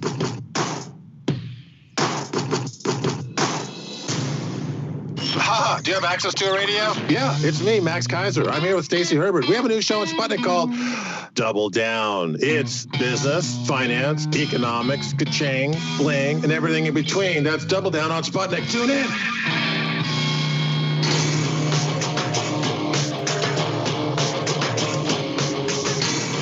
Fault Lines. And we're back. You're listening to Fault Lines with Jamarl Thomas and Shane Stranahan and Cynthia McKinney. She's a former member of the U.S. Congress. She's also a speaker, author, internationally recognized, multiple award-winning human rights activist, and a world traveler. We're talking about her latest book, due out a little bit later this year, When China Sneezes. So we're talking with Cynthia about a theory we haven't really talked much about on the show, which is this idea that the coronavirus was manufactured by somebody and released either intentionally or unintentionally. That's another version of the theory. We're sort of talking with Cynthia. She believes, as far as I can tell, actually, pardon me, Cynthia, I don't want to say this. I don't want to say you believe something. In your book, you're describing the opinions of a number of people that you interviewed, some of whom believe that this may have been manufactured and released intentionally. Is that right? Is that fair to say? Well, the book consists of chapters that were written by contributors who are independent thinkers and who have some expertise in the area in which they were writing. So, for example, with respect to economics, then we got internationally renowned economists to contribute chapters. In the area of hybrid warfare, well, of course, that's something that I've written about, studied about a long time. And so this particular variant of hybrid warfare is biological warfare was somewhat new to me, but the eugenics movement is certainly not new to me, being an American citizen, a U.S. citizen. So the idea that some people would want to commit genocide against other people, well, that's not a new idea either, when we've seen that played out in history. So we go from Project for a New American Century, that states a motive for having and developing these biological weapons that are attuned to specific genotypes. And then we just look at the history of South Africa, apartheid South Africa, where from the Truth and Reconciliation Commission reports, we learned that South Africa was working on a black bomb. So that, and when I say bomb, I mean a way to kill black people with chemicals and biologicals that would leave the white population unharmed. We know that Israel had worked on and is probably still working on ways to successfully kill the Arab population, the Palestinian population. So the idea of genocide and the act of trying to get rid of an undesired population is not anything new. And then, of course, we need only look as far as our own country, the United States, and the history of eugenics in the United States, where the idea was that you can create a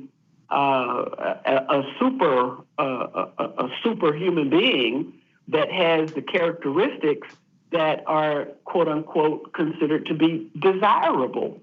And we have women in the Confederate South who were actually sterilized involuntarily and unknowingly as a result of this belief that certain people were not worthy of reproducing. So the idea is not new. The practice has been established and the research is there.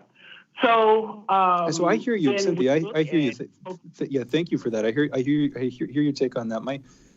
I would want to look into this more, but from what I've seen so far, it seems like a lot of the differences in how demographics have been affected have been due, at least in part, but in large part, from what I can tell, due to comorbidities. So, for instance, not to sort of beat around the bush here, but specifically, Black and Latino populations in the state seem to have been affected quite a bit more than white or other ethnic groups have. 3-to-1. But a lot of, yeah, exactly, yeah. So it's not a small difference, but a lot of that also seems to be due to other factors. So whether it's the prevalence of like obesity or diabetes or these other issues, which again seem to relate to poverty and class more than anything else.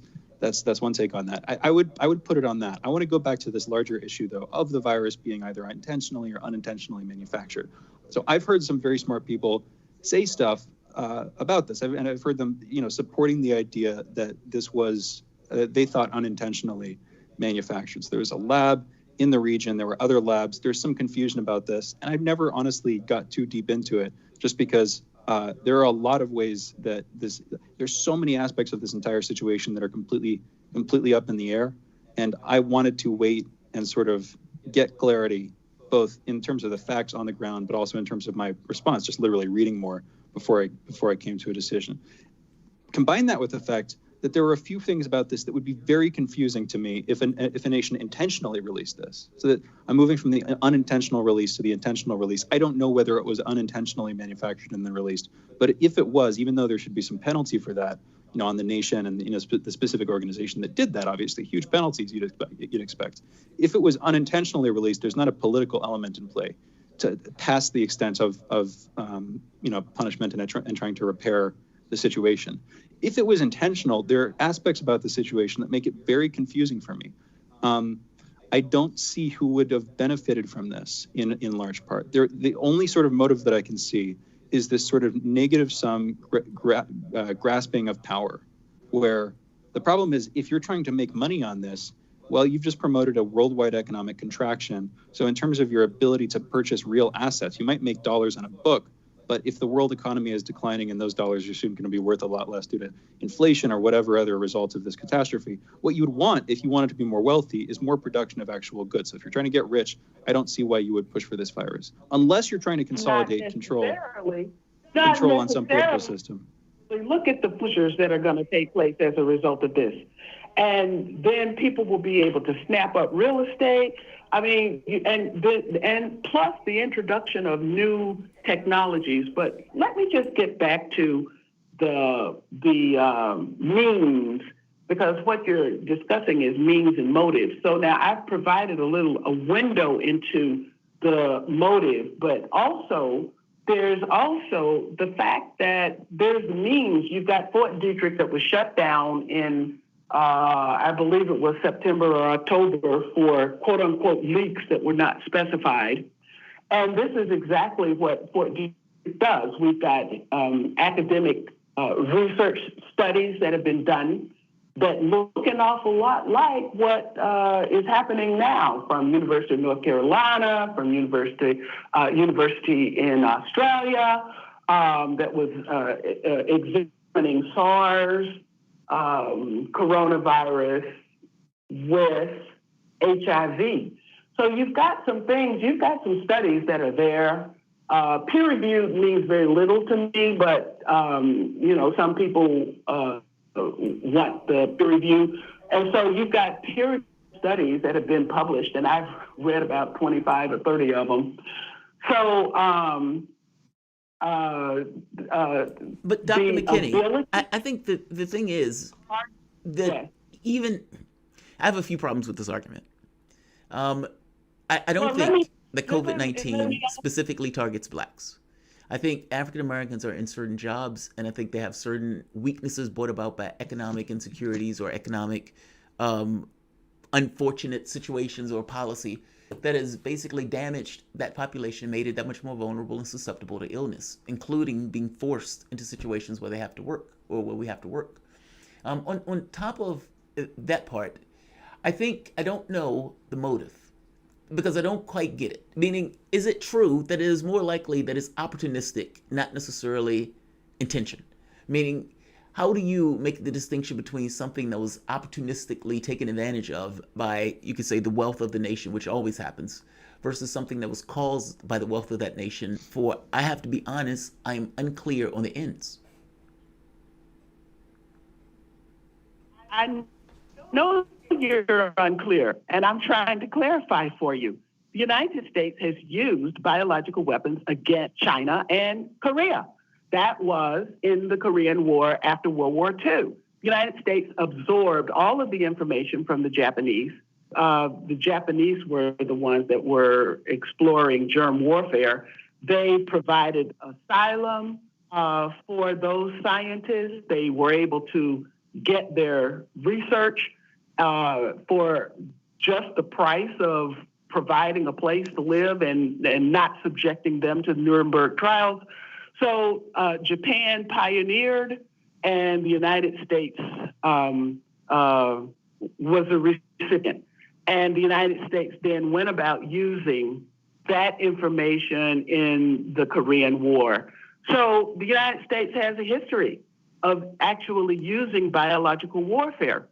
They used it against North Korea, and this is documented. They used it against China, and they used the atomic weapons against Japan, and they used chemical weapons, or they sold chemical weapons to Saddam Hussein. And where else has the United States sold these weapons and given these weapons, transferred these weapons, which was a subject of a piece of legislation that I introduced when I was in the Congress. So the fact is that we've got this huge military, industrial, congressional, financial, media complex, I guess I should add prison complex, that is conducting all of this research and is doing things in the names of the people of the United States that should not be done. The United States has established level 3 and level 4 biolabs all over the world. What are they doing? There should be nothing that is secret from those of us who are paying the bill for what the United States government does. Cynthia, thank you for joining us. We're gonna wrap it up here. We're gonna go out in a minute. Happy to continue this conversation. Yeah, I think we disagree on some major issues here, but a lot of facts here, a lot of the historic background you're talking about, absolutely true, undisputable. It's just with the current crisis, what it was caused by. There's some disagreements there, but hopefully we can have you back on sometime soon to keep talking about it. Thank you again, Cynthia, for joining us. Okay. That was the voice of Dr. Cynthia McKinney. She's a former member of the U.S. Congress, speaker, author, and an internationally recognized multiple award-winning human rights activist. Her latest book, When China Sneezes, we were talking about that, provides insight into the nature of global pandemics such as SARS, MERS, Ebola, and HIV/AIDS. If you want to follow Cynthia on Twitter, just go to twitter.com/Cynthia McKinney, CYNTHIAMCKINNEY, Cynthia McKinney. You can also learn more about her work at allthingscynthiamckinney.com, spelled just like that. We will be back tomorrow with another great show. Thank you so much for listening. Thanks to Engineer Andre. Thank you to both of our producers. Again, be back tomorrow. You've been listening to Fault Lines with Jamarl Thomas and Shane Stranahan.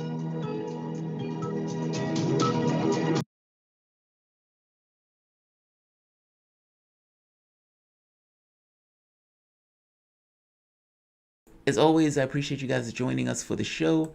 Great conversation. It's funny, Cynthia McKinney, we love her to death. And so I I am eager to have her back on the show. That is going to be a back and forth, which I can absolutely appreciate. She's extraordinarily competent. I don't necessarily think she'll take a position willy-nilly. So I do think it'll be an interesting conversation to have. But it is an area of disagreement, I suppose. But it's just disagreement, right? It's not good or bad. It just is. And this is Fault Line, so the entire point of the show, to some degree, is a basis on melding those agreements or those incompatible positions. All right, I'm going to leave this here. You guys will be seeing me a little bit later today. Like, share, and of course, subscribe. Fault Lines, Thomas and Stranahan.